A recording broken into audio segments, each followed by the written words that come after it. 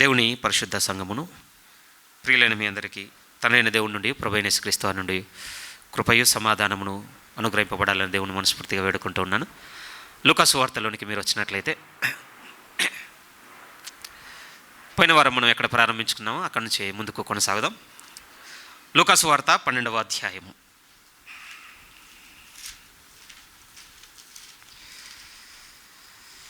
మొదటి నుండి చదవడానికి ఇష్టపడుతున్నాను. లూకా సువార్త 12వ అధ్యాయం మొదటి నుండి. అంతలో ఒకడు తొక్కుకొనున్నట్లు వేల కొలది జనులు కూడినప్పుడు ఆయన తన శిష్యులతో మొదట ఇట్లని చెప్పసాగెను. పరిసయ్యుల వేషధారణ అను పులిసిన పిండిని గురించి జాగ్రత్త పడుడి. మరుగైనదేదియు బయలుపరచబడకపోదు, రహస్యమైనదేదియు తెలియబడకపోదు. అందుచేత మీరు చీకట్లో మాట్లాడుకునేవి వెలుగులో వినబడును. మీరు గదుల యందు చెవిలలో చెప్పుకునేవి మిద్దెల మీద చాటింపబడును. నా స్నేహితులైన మీతో నేను చెప్పినదేమనగా, దేహమును చంపిన తర్వాత మరేమీ చేయనేరని వారికి భయపడకుడి. ఎవనికి మీరు భయపడవలనో మీకు తెలియజేతును. చంపిన తర్వాత నరకములో పడద్రోయగల శక్తి కలిగిన వానికి భయపడుడి. ఆయనకే భయపడుడని మీతో చెప్పుచున్నాను. ఇది ఆలోచించగలిగితే ఆయన వెంబడిస్తున్న వారితో మొదట చెప్పిన మాటలని చెప్పబడ్డాయి అక్కడ. ఈరోజు మనం కూడా ఆయనను వెంబడిస్తున్న వంతులో ఉన్నాం. సో మనకు ఫస్ట్ అండ్ ఫోర్మోస్ట్ థింగ్ అంటుంటారు కదా, మొదటగా చెబుతున్న మాటలు ఏంటి అని అంటే, విడిచిపెట్టండి వేషధారణని. పోయిన వారం కొన్ని గుర్తు చేసుకున్న మాటల్లో మనకి ఏమర్థమవుతుంది అని అంటే, మనలో ఉన్నదే దేవుడు మనకు చూపెడుతున్నాడు అని. పోయిన వారం విన్నవి కొంచెం క్లుప్తంగా ఒక 2-3 మాటలు జ్ఞాపకం చేసిన తర్వాత ఈరోజు మనకు ఉపయోగపడే సంగతులు మనం మాట్లాడుకుందాం ప్రియమైన వాళ్ళారా. ఒకటి మాత్రం నిజము. ఏమిటి నిజము అని అంటే, ఎందుకు మనం వేషధారులుగా ప్రవర్తించేటువంటి పరిస్థితులు ఏర్పడతాయి అని అంటే, మన ముందున్న వ్యక్తుల ముందు మనకున్నటువంటి రెప్యుటేషన్ అంటాం కదా, గుర్తింపు గ్రహింపు కూలిపోతా ఉన్న భయంతో మనం వేసుకున్నటువంటి ఒక ముసుగు ప్రియమైన వాళ్ళారా. ఒకటి జాగ్రత్తగా వినండి, నేను బాగా ఆలోచించుకున్న తర్వాత చెప్తున్నాను. వేషధారణతో ఎదుటున్నోనికి మనం ఏం హాని చేయమండి. నా మాట నిజమా కాదు చెప్పండి. ఎదుటున్నోనికి మనం ఏం హాని చేయము, కానీ హాని చేసుకునేది ఎవరికి అని అంటే మనకే. నిజం. ఒకసారి మీరు ఆలోచన చూడండి. మీరు మరీ స్పిరిచువల్ పర్సన్గా బిహేవ్ చేస్తున్నారనుకోండి, నన్ను ఏమన్నా పొడుస్తారా, చంపుతారా, నన్ను ఏమన్నా దోచుకుంటారా? మీరు నన్ను ఏం చేయరు. ఏమంటే వేషధారణ వల్ల మనం ఇతరులకు చేసే కీడు పెద్దగా ఏం లేదండి. నిజాయితీగా మీద చెప్పాలి అని అంటే, జరిగేది ఎవరికి అని అంటే వేసుకున్న వాళ్ళకి, మనకే వ్యక్తిగతము. సో ఇక్కడ ఒక నిర్ణయానికి విడిచిపెడుతున్నాను ముందుగా. మిమ్మల్ని ఏ నిర్ణయానికి అని అంటే, దీన్ని కలిగి ఉంటారా విడిచిపెడతారా అనేది ఇక మన వ్యక్తిగతమైన నిర్ణయం. ఎందుకంటే ఇది వ్యక్తిగతమైన నాశనానికి నడిపించే తప్ప జరిగేది ఏం లేదు. పోనీ ఇలా ఆలోచిద్దాం, మనం వేషధారులుగా ఉంటే దేవునికి ఏమైనా నష్టం అనుకుంటున్నారా? ఒక దగ్గర అంటాడు ప్రియమైన వాళ్ళరా, మోసపోకుడి దేవుడు. అక్కడ దేని గురించి మాట్లాడుతాడో తెలుసా? వాడు ఎన్నిక అయిన వాడుగా లేడట, కానీ తనకు తాను ఎన్నికైన వాడిగా తనను తాను కనపరుచుకుంటున్నాడట. రండి ఆ మాట కూడా చూద్దాం, ఎందుకు మీకు దూరంగా ఉండాలి. గలతీలకు రాసిన పత్రిక 6వ అధ్యాయం. గలతీలకు రాసిన పత్రిక 6వ అధ్యాయం పైనుంచి చెప్పిన మాటను చూస్తే మనకు అర్థమైపోతుంది, ఓ వీళ్ళ గురించేనా. 6వ అధ్యాయము 3వ వాక్యం చూడండి. ఎవడైనను ఒట్టివాడై ఉండి తాను ఎన్నికైన వాడనని ఎంచుకొని ఎడల తన్ను తానే మోసపరుచుకున్నా. ఇప్పుడు నేను మీ ముందు పెద్ద డిస్ప్లే ఇస్తున్నాను అనుకోండి, నేను దేవునిలో అది లేకపోతే ఇది, నేను ఇంత నన్ను అంతా బాగా చెప్పుకొని తిరుగుతున్నాను అనుకోండి, ఏం చేస్తాను చెప్పండి? మహా అంటే మీ దగ్గర నుంచి అలా డబ్బులు పోగు చేసుకుంటాను అంతే. అంతకుమించి మీకు చేసే నష్టం పెద్దగా ఉండకపోవచ్చు అనుకుంటాను. కానీ ఎవరికి ఎక్కువ నష్టం జరుగుతుందో తెలుసా? నాకేనట. కింద అందుకని అన్నాడు, మోసపోకుడి దేవుడు ఎక్కిరింపబడ్డాడు. కాబట్టి వేషధారణ వల్ల జరుగుతున్న నష్టాన్ని వ్యక్తిగతంగా ఆలోచిస్తే ఎంత లోతుగా ఉంది అంటే, దేవునికి జరిగేది లేదండి, మన ఎదుటిన్నోని కూడా పెద్దగా మనం చేసేది లేదు. ప్రాబ్లం ఎవరికైనా ఉంది అంటే మనమే చేసుకుంటున్నామండి. సో ఇక వ్యక్తిగతమైన నిర్ణయం ఇది, వదలాలా వద్దా అనేది. ఒకటి సున్నితంగా చెప్తున్న మాట ఏమిటి అని అంటే, మనలో ఉన్నటువంటి నిజం బయటికి తెలుస్తుంది, లేకపోతే నేను ఇది అనేది బాహటంగా తెలిసిపోతుంది గనుక నాకున్న గ్రహింపో గుర్తింపో లేకపోతే ఇచ్చేటువంటి మర్యాదో ఇంకోటో దూరం అవుతుందన్న భయముతో, ఇన్సెక్యూరిటీతో మనం చేస్తున్నటువంటి ఒక పని ఏమిటి అని అంటే, మనలో లేనిది మనం కలిగి ఉన్నామని చూపిస్తున్నాము. ఇంకొక పదంతో చెప్పాలంటే యాక్ట్ చేస్తున్నాం. బైబిల్ పదంతో చెప్పాలంటే దాన్నే వేషధారణ. పండితులు అంటుంటారు ప్రియమైన వాళ్ళారా, బైబిల్ ఎలాగో మనకు తెలుసు, గ్రీకులో రాయబడింది. ఒక విధంగా ఆ గ్రీక్ టర్మినాలజీలో వేషధారణ అన్న పదానికి అర్థం ఏమొస్తుందటంటే నటన అనే వస్తుందటండి. యాక్టర్ అంటాం కదా, ఇంకొకలాగా చెప్పొచ్చు. నటుడు అనే బదులు వేషధారణ రాసిన కూడా మన దగ్గర తప్పుగా వినపడుతుందేమో, కానీ మనం అటు గ్రీక్ కల్చర్ పోయామనుకోండి, ఓ ఈయన యాక్టరా అనుకుంటారట, అంతే. యాక్టింగే ప్రియమైన వాళ్ళారా. ఒక విధంగా ఇది రిలీజియస్ యాక్టింగ్ అనుకోండి. ఈరోజు మనది ఇప్పుడు మనం మాట్లాడుకుంటుంది దేని గురించి అని అంటే, మీరు బయటికి వెళ్ళి మీ కుటుంబంలో కుటుంబ విషయాల మధ్య మీరు చేసే నటనను నేను విమర్శించలేను, అలా అని వాటిని మానుకోమని మిమ్మల్ని ప్రోత్సహించను కూడా లేను. మీ వ్యక్తిగతం, మీ ఇష్టం అండి. పోనీ మీ పని చోట అది కూడా నేను చేయలేనండి, కానీ ఆత్మీయత దగ్గర మాత్రం చేయవలసిన బాధ్యత సంఘముగా మాకు అనుగ్రహింపబడింది కనుక నేను దేన్ని మాట్లాడుతున్నట్టే ఒక రిలీజియస్ యాక్టింగ్ ఉంది కదా మన దగ్గర, దాని గురించి ఆలోచించుకోవాలి ప్రియమైన వాళ్ళారా. పోయిన వారం కొన్ని గుర్తు చేసుకున్న దాంట్లో ఏది నటన కిందికి వస్తుంది అని అంటే, మన తప్పులు ఒప్పుకొని విడిచిపెట్టేటువంటి మనసున్న ధోరణి ఎదుటిన్నోడికి అది వేషధారణగా ఉంటుండొచ్చేమో. పడిపోయిందంటే ఇంకంతే, వాడు పెద్ద హిపోక్రెట్ అండి, తప్పు చేస్తూనే ఉంటాడు అట్లా. కానీ దేవుడు ఏమంటున్నాడంటే, నేను పవిత్రపరచను, నా దగ్గరకు వచ్చి అతను మారు మనసును ఉంది, నా కుమారుని రక్తంలో కడగబడ్డ దాన్ని బట్టి నేను క్షమించేశాను. మన గురి దేవుని ముందు చూసుకుందాం ప్రియమైన వాళ్ళారా. ఆయనతో మనకు సమాధానం దొరికిందా? అందరితో దొరికినట్టేనండి. ఆయనతో మనకు దొరకలేదనుకోండి, ఎవ్వంతో దొరికినా కూడా పెద్ద ప్రయోజనం ఉండదు ప్రియమైన వాళ్ళారా. అది గుర్తుపెట్టుకోవాలి మనం. మన నెగిటివ్ సైడ్ ఎలా ఉంది అని అంటే చెప్పేది ఒకటి, చేసేది ఒకటి, కనిపించుకునేది ఒకటి, నడుచుకుంటూ పోయేది ఒకటి అన్నాను కదా. నేను మాత్రం పవిత్రత గురించి మాట్లాడి ఇంటికి వెళ్ళి రహస్య సంబంధమైన పాపములు చేసిన వేషధారణ అవుతుంది. ప్రేమించాలని మీతో చెప్పి నేను మిమ్మల్ని ద్వేషిస్తున్నాను అనుకోండి, సైడ్గా ఏది బీకి సీకి, ఇంక ఇదే ఒక పెద్ద వాండరింగ్ ఉంటుంది కదా, ఇంక తిరుగుతూనే ఉంటాం. అప్పుడప్పుడు అనిపిస్తుంది ఆకాశరామం ఉత్తరాలు ఒకప్పుడు ఉండే, ఇప్పుడు ఆకాశరామన్న ఫోన్లు అయిపోయాయి, అంతే కదా. తిరుగుతూనే ఉంటాయి, ఎందుకు తిరుగుతాయో తెలియదు. మంచి బిజినెస్ అనమాట వేషధారణ ప్రియమైన వాళ్ళారా. ఇంకొంచెం సున్నితంగా మీ మనసును కుచ్చుకునే మాట చెప్పాలి అని అంటే, మనకు మనం స్వనీతి పరులమని ఊహించుకుంటున్నా కూడా వేషధారణే తెలుసు. అది ఏంటి ఇక్కడ స్వనీతి అని అంటే? స్వనీతి అంటే ఏంటి? నా మరకు నేను పరిశుద్ధతలో ఉంటున్నాను, ఇంకొకరు పరిశుద్ధతలో లేరు. గర్వం ప్రియమైన వాళ్ళారు. అది బిబిలికల్ భాషలో మీతో మాట్లాడాలంటే గర్వము. యెషయా ఎప్పుడు చదువుతూ ఉండండి. నేను ప్రవక్తనే చెప్తున్నానంటే ఒకసారి మీరు ఆలోచించాలి. ఆయన దేవుని సన్నిధికి వెళ్ళక ముందంతా అనుకున్నది ఏంటో తెలుసా? అది అది అది అది తప్పు, అది తప్పు, అతను అన్నీ నోటీస్ చేసుకుంటూ వెళ్ళిపోయాడు.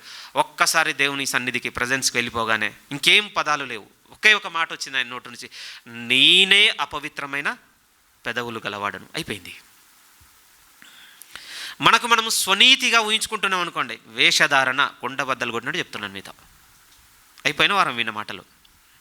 కానీ ఈరోజు మనం చూడబోతున్నటువంటి మనకు అవసరమైనటువంటి సంగతులు ఏమిటి అంటే, దేవుడు చెప్తున్న మాట ఏమిటంటే, మన హృదయమును అంటే కేంద్రీకరించవలసిన విషయాల పట్ల మనం కేంద్రీకరిస్తే, పెట్టుకోవాల్సిన వాటి వైపు మన హృదయమును పెడితే దేని నుంచి బయటకు వచ్చే అవకాశం ఉందంటే వేషధారణ ఉండే. ఎందుకనంటే ఇదే కదా అన్నిటికీ నిలయము, అంతే కదా. అందుకోసం దీన్ని సరి చేయడానికి ప్రభు చూపించిన మాటే మనకు తెలుసు. ఆయన ముఖ్యమైన మాట ఏదనగా, ఇగో దేవుని నువ్వు ప్రేమించుట, నిన్ను వలె నీ పొరుగు వాడిని ప్రేమించుట, ఇంతకు మించింది ఇంకే ఆజ్ఞ లేదు.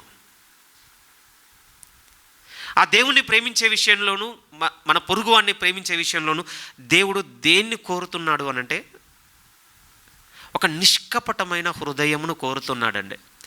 కొన్నిసార్లు తెలుగు పదాలు మనకు ఇంకేదో మీనింగ్లో ఇంకెక్కడో వినపడుతుంటాయి. నిష్కపటమైన అంటే ఇంకే సంథింగ్ ఎల్స్ అన్నట్టుగా ఉంటుంది. సింపుల్ వర్డ్స్తో ఇంగ్లీష్లో వాడుకునేది చెప్తాను ప్రియమైన. సిన్సియర్ అండ్ జెన్యూన్ అంటుంటాం కదా, అలాంటి హృదయాన్ని కోరుకుంటున్నాడు. ఏంటి నిష్కపటమైన హృదయం దేవునికి కావాల్సిందంటే ఒక సిన్సియర్, ఒక జెన్యూన్ హార్ట్. దేవుణ్ణి ఏ విధంగా మనం ప్రేమించాలంటే ఒక సిన్సియర్గా, జెన్యూన్గా. నేను ఒక మాట అడుగుతాను, ఒకవేళ ఇది తప్పుంటే నన్ను క్షమించండి, బట్ రైట్ ఉంటుంది అనుకుంటున్నాను. ఏమండి మన మన మన నేచర్లోనేనండి మనం ప్రేమను గుర్తించగలం ప్రియమైన వాళ్ళారా. ఎందుకంటే మనం ఫీలింగ్స్తో బిల్డ్ అయిన వాళ్ళం మనుషులం కదా, మనలో అవి ఉన్నాయి, మనలో ఒక లేయర్ అది. సో ఏది ఫేక్ లవో ఏది జెన్యూన్ లవో కొంచెం సెన్స్ చేయగలం అండి. కరెక్టే కదా అనుకుంటున్నాను నేను, మోస్ట్లీ ఇది రైట్ అనుకుంటాను. గుర్తించగలం. మీకు తెలియాలి అని అంటే మీరు చూడండి, చిన్నపిల్లల్ని తీసుకోండి, ఒక ఖరీదైన మనకి ఇష్టమైంది మంచి బిస్కెట్, కిండర్ జాయ్, ఇంకేదో మీరు కొనుక్కొచ్చి తీసుకురండి. వాళ్ళ అమ్మో నాన్నో చీప్ది, వాడు అసలు పెద్దగా ఇష్టపడిన చాక్లెట్ వాటిని పట్టుకొచ్చి ఇవ్వమనండి, వాడికి ఈజీగా తెలిసిపోతుంది మనం ఎంత ఖరీదైంది ఇచ్చినాం, ఇదంతా అనవసరం అండి. వాళ్ళు సెన్స్ చేయగలరు. ఎందుకంటే మనలో ఆ స్వభావం ఉన్నదండి.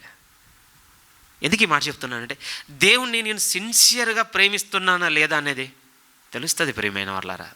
దానికి మనకు పెద్ద థియరీ ఏం అవసరం లేదు. ఒక ఐన్స్టీన్ కావాలి ఎక్స్ప్లెయిన్ చేయడానికి. కానీ మన సహోదరుని సిన్సియర్గా జెన్యూన్గా మనం ప్రేమిస్తున్నామా లేదా నాకు తెలుసు, మీకు తెలుసు. లేదనంటే స్టార్ట్ చేయాలి. ఉంది అనంటే వెరీ హ్యాపీ. మీ వల్ల సంఘమునకు చాలా బలం దొరుకుతుంది. చాలా ముఖ్యం తెలుసా. ఒక మాట చదువుదామండి ప్లీజ్. ఈ మాట చదివిన తర్వాత ఇక బిగిన్ చేసుకుందాం. ఎఫెసీలకు రాసిన పత్రిక 4వ అధ్యాయంలోనికి రండి ప్లీజ్. ఒక కాంటెక్స్ట్ చూడండి. చర్చ్లో ఉన్నటువంటి స్ట్రెంగ్త్ గురించి మాట్లాడుతున్నప్పుడు దేని గురించి మాట్లాడాడో చూడండి పౌలు గారు. 4వ అధ్యాయం, ఎఫెసీలకు రాసిన పత్రిక 4వ అధ్యాయం 14 నుంచి చదువుదాం.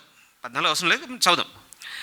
అందువలన మనం ఇక మీదట పసిపిల్లలమై ఉండి మనుష్యుల మాయోపాయముల చేత వంచనతోనూ తప్పు మార్గమునకు లాగు కుయుక్తితోనూ గాలికి కొట్టుకొని పోవునట్లు కల్పింపబడిన ప్రతి ఉపదేశమునకు ఇటు అటు కొట్టుకొని పోవచ్చు అల్ల చేత ఎగరగొట్టబడిన వారమైనట్లుండక ఏం చెప్తున్నాడు అనంటే, ఒక విధంగా మీరు చక్కగా ప్రభువులో సాగుతున్నప్పుడు మీరు సాగుతున్నటువంటి ఆ మార్గములను ఇబ్బందులకు గురి చేసేటివి ఏవైనా ఉంటే, మాటలు కావచ్చు, ఉపదేశాలు కావచ్చు, నిర్ణయాలు కావచ్చు, సలహాలు కావచ్చు, ఏ ఉన్నా చెదిరిపోకండి వాటిని బట్టి. దేనుండి మీరు చెదిరిపోకూడదు అని అంటే, మీలో ఉన్నటువంటి ఆ సంఘం అనేటువంటి ఆ స్వభావంలో మీరు అతుకున్నటువంటి ఆ స్వభావం నుండి తొందరపడి బయటికి వెళ్ళిపోకండి. వచ్చేస్తాయి, రాకుండా ఎందుకుంటాయి చెప్పండి. 100 మంది ఉన్న దగ్గర 100 ఆలోచనలు ఉంటాయి ప్రియమైన వాళ్ళారా. ఎవరి గురించి ఉంటాయంటే హానెస్ట్గా చెప్పాలంటే ఆ 100 మంది ఒకరి మీద ఒకటే మాట్లాడుకునేవి ఉంటాయి. కొంతమంది ఓపెన్గా చెప్తుంటారు, కొంతమంది సైడ్ తీసుకెళ్ళి, మొత్తానికైతే మనుషుల సంగతులే ఉంటాయి. ఇంకేం మాట్లాడుకోవడానికి ఉండదండి. ఇప్పుడు అవి తెలిసినంత మాత్రాన ఆ 100 మంది విడిపోవడం అనేది సబబు కాదు ప్రియమైన వాళ్ళారా. అందుకోసం కిందికి వచ్చేసరికి ఇప్పుడు 15 నుంచి అంటున్న మాటలు చూడండి, బ్యూటిఫుల్గా ఉంటాయి. 15 నుంచి, ప్రేమ కలిగి సత్యము చెప్పుచు క్రీస్తు వలె ఉండుటకు మనం అన్ని విషయములలో ఎదుగుదుము.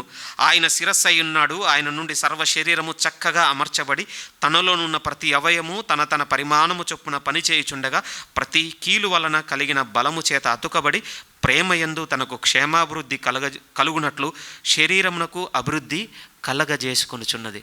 మీరు చూస్తున్నారా, జెన్యూన్ అండ్ సిన్సియర్ల గురించి మాట్లాడుతున్నాడు ఇక్కడ. ఎక్కడి నుంచి వస్తుందంటే ఆయన పరిమాణంలోది మనం పొందుకుంటున్నాం. మీరు చెప్పండి, యేసుక్రీస్తు ప్రేమలో మీరు ఎంత ఫేక్నెస్ని చూపెడతారు? చూపించగలం అసలు? ఎవరు చూపించగలరండి? యోహాను 13 కూడా చదువుతూ ఉండండి ప్రియమైన వాళ్ళు. ఎందుకో తెలుసా, అప్పటికి ఆ క్లబ్లో యూదా ఉన్నాడు. అక్కడ ఉన్నటువంటి 12 మందిలో ఆ 12 మందిని ఉద్దేశించి బిగినింగ్ వర్డ్స్ ఏంటో తెలుసా? ఆయన ప్రేమించాను, ఫుట్నోట్ వర్డ్, అంతము వరకు ప్రేమించాను. ఎవరు? జస్ట్ ఒక 2 hours మీట్ తర్వాత అప్పగించబోతున్న వ్యక్తి తెలుసు. అప్పటికే ఆయన తన హృదయం నందు ఎరిగి మాట్లాడుతున్న సంఘటన. అందులో బాగా మనం దృష్టించేటువంటి సంఘటన ఏముంటుంది అంటే, ప్రభువు ఆ పరిస్థితుల మధ్య కూడా శిష్యుల పాదములు కడిగాడు అనేది బెంచ్ మార్క్గా కనపడుతుంది. కానీ దానికి ముందు ఇంకా పెద్దగా కనపడే మాట ఏంటంటే, అసలు ఆయన ప్రేమ డెప్త్ని చెప్తున్నప్పుడు ఆడున్న మాట ఏంటంటే, ఆయన అంతము వరకు ప్రేమించాను. సిన్సియర్ అండ్ జెన్యూన్ లవ్ ప్రియమైన వాళ్ళారా. నీకు నాకు అదే దొరికింది ఈరోజు. నిజము. ఈరోజు మనం సంఘంలో ఉన్నాము అంటే ఊరికేం లేవండి, చూడలేదంతే. కానీ నిశ్చయముగా మీతో చెప్పాలి అని అంటే, వాక్యమును పట్టుకొని ఆయన యొక్క పరిపూర్ణమైన నిష్కపటమైన ప్రేమ చేత ఈరోజు దేవునితో సమాధానం దొరికింది మనకి. అక్కడితో అనటం లేదు. 15 ఏమన్నాడంటే, మనము ప్రేమ కలిగి సత్యం చెప్పుచు క్రీస్తు వలె మనం అన్ని విషయములలో ఎదుగుదుము. ఆయనలో మనం అతికితేనట, ఆయనలో మనం అంటుకట్టబడి ఉంటే ఆయన తన పరిమాణం చొప్పున మనలో నుండి ఆయన క్రియ మొదలవుతుంది. మన ద్వారా ఏం బయటికి సప్లై అవుతుంది అంటే, ప్రేమ వలన సంఘము క్షేమాభివృద్ధి కలగజేసుకుంటున్నది. అందుకోసం మీతో అంటున్నది ప్రియమైన వాళ్ళు, సెన్స్ చేయగలుగుతామండి చర్చ్ బిలీవర్స్ మధ్య కూడా. ఏది ఫేక్ లవో ఏది జెన్యూన్ లవో వీ కెన్ సెన్స్ ఇట్ అండి, తెలిసిపోతుంది లేండి. మనం ఏమనుకుంటున్నామంటే, ఓకే ముందుండి మాట్లాడితే నా గురించి పాజిటివ్ అనుకున్నారు, బయటకు వచ్చి మనం ఎన్ని చెప్పినా పర్వాలేదని మనం అనుకుంటుండొచ్చు. వాడు బాగా గుర్తుపెట్టుకుండే, అవతల పక్క నుంచి వింటున్నాడేం పిచ్చోడేం కాదు, అంత ఎరోడేం కాదు, ప్రభులో ఎవరైనా కావచ్చు. తెలుస్తుంది ప్రేమకు ఆ స్వభావం ఉన్నది. నేను చెప్పాలనుకుంటున్నమాట, ప్రేమకు ఆ స్వభావం ఉన్నది. అందుకోసమే ప్రభు మనతో అంటున్నాడు, మన హృదయమును ఎక్కడ పెట్టమంటున్నాడు అంటే, ముఖ్యమైనది ఏదనగా అటువైపు తిప్పు. ఏదో ఊరికే తిప్పేయకు, పెదవులతో స్తుతించి వదిలేయకు, మనస్ఫూర్తిగా నిష్కపటముగా. అప్పుడు ఏం చూడగలము అని అంటే, మనలో ఉన్నటువంటి అంతరంగంలో మార్పును మనం చూసుకోగలం ప్రియమైన వాళ్ళు. ఇంకా యాక్టింగ్ దూరం అవుతుందండి. అలాని వెంటనే నేను రాదు ప్రియమైన వాళ్ళారా, లేయర్ బై లేయర్ పోవాలంతే. మేకప్కి ఒక నేచర్ ఉందటండి. సరే, మీరు వ్లాగ్స్ చూస్తుంటే చూసుకోండి, అప్పుడప్పుడు వేసినంతసేపు దానికి తీయడానికి డబల్ టైం పడుతుందట పాపం, వాళ్ళ కష్టాలు వాళ్ళవి. ఎందుకు ఉన్నాయి మరి కొన్ని మన ఫేస్ మీద అతికి స్లోగా దీన్ని అప్లై చేసి దాన్ని అప్లై చేసి ఇంకో దాన్ని తీయాలి. ఏదో ఉత్తిన నిలబెట్టి కడిగేస్తానంటే ఆ సెక్షన్ వేరుంటుంది. ఈ మధ్య కొత్తగా కూడా కనపడుతున్నాయి కదండి, కొంచెం బాగా కొరియన్ లుక్ ఒకటి ఉందట, ఫేమస్ అయింది. ఇది కొంచెం టైం పడుతుంది. ఇది ఇర్రెలెవెంట్గా ఉన్నా నేను చెప్పాలనుకుంటున్న మాట ఏమిటంటే, టైం తీసుకుంటుంది ప్రియమైన వాళ్ళారా. మన అంతరంగంలో ఎంత చీకటి ఉందో, లేకపోతే మనుషుల గుర్తింపు కొరకు మనం ఎన్ని లేయర్స్ ఫామ్ చేసుకున్నామో అవన్నీ 1 by 1 అన్ఫోల్డ్ అవ్వాలి, ఓపెన్ అవ్వాలి, తెరవబడాలంటే సమయం తీసుకుంటుంది. కానీ మీకు నాకు ఉండవలసిన మొదటి గురి ఏమిటి అని అంటే, నిష్కపటమైన ప్రేమను మనం సంపాదించుకోవాలి ప్రియమైన వాళ్ళ. అందుకోసం బైబిల్ కూడా చెప్పిన మాట మనకు తెలుసు కదా, ప్రేమ కలిగి ఉండటకు ప్రయాసపడండి అని చెప్పబడింది 14:1 కొరింథీలో. ఊరికేం రాదండి. వెరీ ఫ్యూ థింగ్స్ ఉన్నాయండి బైబిల్లో. నేను లిస్ట్ డౌన్ చేసుకున్నాను, ఆల్మోస్ట్ ఒక డజన్ లోపు ఉన్నాయి ప్రయాసపడవలసిన సంఘటనలు. అలాంటి సంఘటనలు ఒకటి ఏంటి అంటే ప్రేమ కూడా. ఇప్పుడు నేను స్టార్ట్ చేస్తానంటే ఫేకే లేండి, అది నిజం. అంతరంగంలో నుండి నిష్కపటముగా బయటకు వచ్చేటువంటి ప్రేమ హద్దులు వేరుగా ఉంటాయి ప్రియమైన వాళ్ళ. ఇంకా రాలేదు మనం అక్కడికి చేరాలి. ఇది మాత్రం ముందుగా మీ హృదయంలో పెడుతుంది. ఇప్పటివరకు చెప్పిన వర్తమానం బట్టి మీ మనసు గురి నిలిపవలసిన విషయం ఏమిటి అని అంటే, దేవుడు మన హృదయమును సరైన దాని వైపు కేంద్రీకరించమంటున్నాడు. అందులో ఏదో యాక్టింగ్ది కాదు, జెన్యున్గా, సిన్సియర్గా, నిష్కపటముగా, యథార్థముగా ఉండుటను కోరుతున్నాడు ప్రియమైన వాళ్ళ. అదే మనం పైన వారం చూసుకుని ఒక 2 రిఫరెన్స్లు మళ్ళీ ఒకసారి చూద్దాం. మత్తయి సువార్త 22, మనం గతంలో చదివిన వాక్యాన్ని మళ్ళీ ఒకసారి చదువుతున్నాను. ఒకసారి చూడండి, 22 మత్తయి సువార్త 22:37 మీరు చూడగలిగితే. మత్తయి సువార్త 22:37. అందుకైన నీ పూర్ణ హృదయముతోనూ, నీ పూర్ణ ఆత్మతోనూ, నీ పూర్ణ మనసుతోనూ నీ దేవుడైన ప్రభువును ప్రేమింపవలను అనున్నదియే. రెండవది, ఇది ముఖ్యమైనదియు మొదటిదైన ఆజ్ఞ, నిన్ను వలె నీ పొరుగువాన్ని ప్రేమింపవలను అనేది రెండవ ఆజ్ఞయు దాని వంటిదే. మేబీ ఈరోజు వర్డ్స్తో కన్వే చేయమంటే నిజమే. పైన దేవుణ్ణి ప్రేమించాలన్న దగ్గర ఆ సిన్సియర్ లవ్ అర్థం కావడానికి డిస్క్రిప్షన్ కనపడుతుంది, నీ పూర్ణమైన హృదయంతోనూ, పూర్ణ ఆత్మతోనూ, పూర్ణ బలంతో, ఆ డిస్క్రిప్షన్. కానీ సహోదరుని ప్రేమించన్న దగ్గర డిస్క్రిప్షన్తో పని లేకుండా పోయింది. ఎందుకంటే మనల్ని ఎంత సిన్సియర్గా ప్రేమించుకుంటామో మనకు తెలుసు అండి. ఇక్కడ పెద్ద ఎక్స్ప్లెనేషన్ అవసరం లేదు.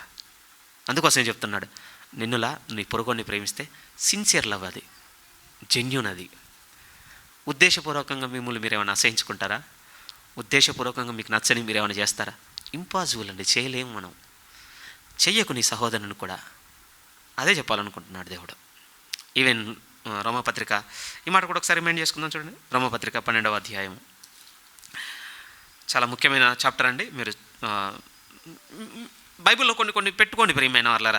ప్రతిసారి కుదరదండి బైబిల్ అంతా చదువుకుంటూ వద్దామంటే కొన్నిసార్లు ఎలా ఉంటుంది అని అంటే, కాంటెక్స్ట్ అంటే సందర్భం ఎగిరిపోతుందండి. ఎవరి గురించి మాట్లాడుతున్నా అన్నిసార్లు దొరకదు ప్రియమైన వాళ్ళు బైబిల్ రీడింగ్లో, నిజాయితీగా చెప్తున్నాను.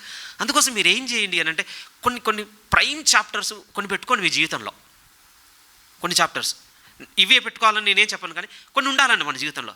మనకు లోన్లీగా అనిపించినప్పుడు, విచారంగా అనిపించినప్పుడు, ప్రభువులో ఎడబాటుగా అనిపించినప్పుడు, కృంగినప్పుడు, సంతోషం బాగా కలిగినప్పుడు, ఇలాంటివి జరిగినప్పుడు అంటే ఆ చాప్టర్లు మాత్రమే చదువుకునేటువంటి ఒక అనుభవం కూడా పెట్టుకోండి, ఉపయోగపడుతుందండి. ఎందుకంటే రోమపత్రిక 12వ అధ్యాయం కూడా చర్చ్ గురించి అద్భుతంగా రాయబడినటువంటి భాగాలు కనపడతాయి ప్రియమైన వాళ్ళారా.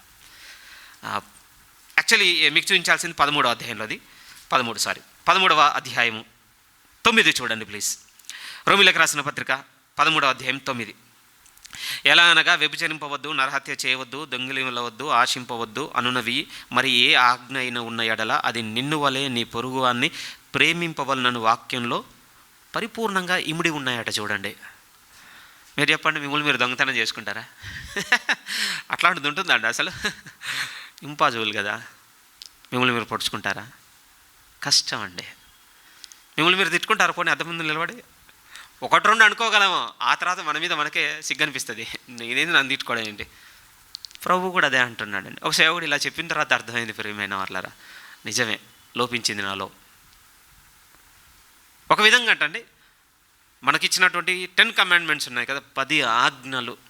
10 ఆజ్ఞల్లో మనము దేవుని ఒక సెక్షన్ మొదటి 5 వదిలేస్తే మిగిలిన తర్వాత ఈ అన్నిటినీ ఒక్క పదంలో సేవకుడు చెప్తాను, నీలో ప్రేమ ఉందా, మిగిలిన 5 ఆజ్ఞలు అసలు పెద్ద నీకు విషయమే కాదు. ఇక పొరుగు వంద ఆశించకూడదు, దొంగిలిలకూడదు, అబద్ధ సాక్ష్యం పలకకూడదు, వ్యభిచరింపకూడదు, నీ వల్ల కాదు. ఇక నువ్వు ప్రేమ కలిగి ఉన్నావంటే. మీరు చెప్పండి, మిమ్మల్ని మీరు వ్యభిచారం చేసుకుంటారా? హార్డ్గా ఉంది కదా వినడానికే. అదే మరి నిజం ప్రియమైన వాళ్ళారా. అందుకోసం దేవుడు చెప్తున్నాడు, ప్రేమ వైపు రండి. అందుకోసం మన హృదయాన్ని పెడుతున్న చోటు ఎక్కడ అంటే, దేవుని ప్రేమించాలి, నిన్ను వల్ల నీ పొరుగువాన్ని ప్రేమించాలి. సరైన వైపు ట్యూన్ చేస్తున్నాడు. రైట్, ఇప్పుడు ఏం మాట్లాడుతున్నామంటే ఒక 6 విషయాలు ఉన్నాయి. ప్రేమ నిష్కపటమైన ప్రేమ మనకు అలవడుటకు దేవుడు చెప్పినటువంటి ఒక 6 విషయాలు ఉన్నాయండి. ఆ 6 విషయాలలో మనల్ని మనం పెట్టుకోవడానికి ప్రయత్నం చేద్దాం ఇప్పటి నుంచి. ఈ 6 సంగతులు ఏం చేస్తాయంటే, మనలో ఆ సిన్సియర్గా, ఆ జెన్యూన్గా ఉండగలిగేటువంటి ఆ నేచర్ మనకు అలవాటు చేస్తాయి. ప్రియమైన వాళ్ళరా, మీతో ఇది పంచుకోవాలనుకో ఈ వర్తమానంలో ఉద్దేశం కూడా ఏంటి అని అంటే, వేషధారణకు కేంద్రంగా హృదయమే ఉన్నదండి. దీంట్లో ఉన్నాయని బయటకు వస్తాయని దాస్తున్నాం. సో దీన్ని సరి చేసుకోవడానికి కావాలి మనకి ఇప్పుడు అవకాశం. ఎందుకంటే లోపలిది సెట్ అయిపోయింది అనుకోండి, బయటది ఆటోమేటిక్గా అయిపోతుందట. 23 మత్తయి సువార్త మీరు చదివారనుకోండి, పరిచయాల గురించి మాట్లాడినప్పుడు ప్రభు చెప్పిన మాట ఏంటి? లోపల శుద్ధి చేసుకోండి, వెలుపడిది అయిపోతుంది. ఆ మాట కూడా చూద్దాం. మత్తయి సువార్త 23 కొన్ని వాక్యాలు అలా పరిచయం చేసుకుందాం ప్రియమైన వాళ్ళ.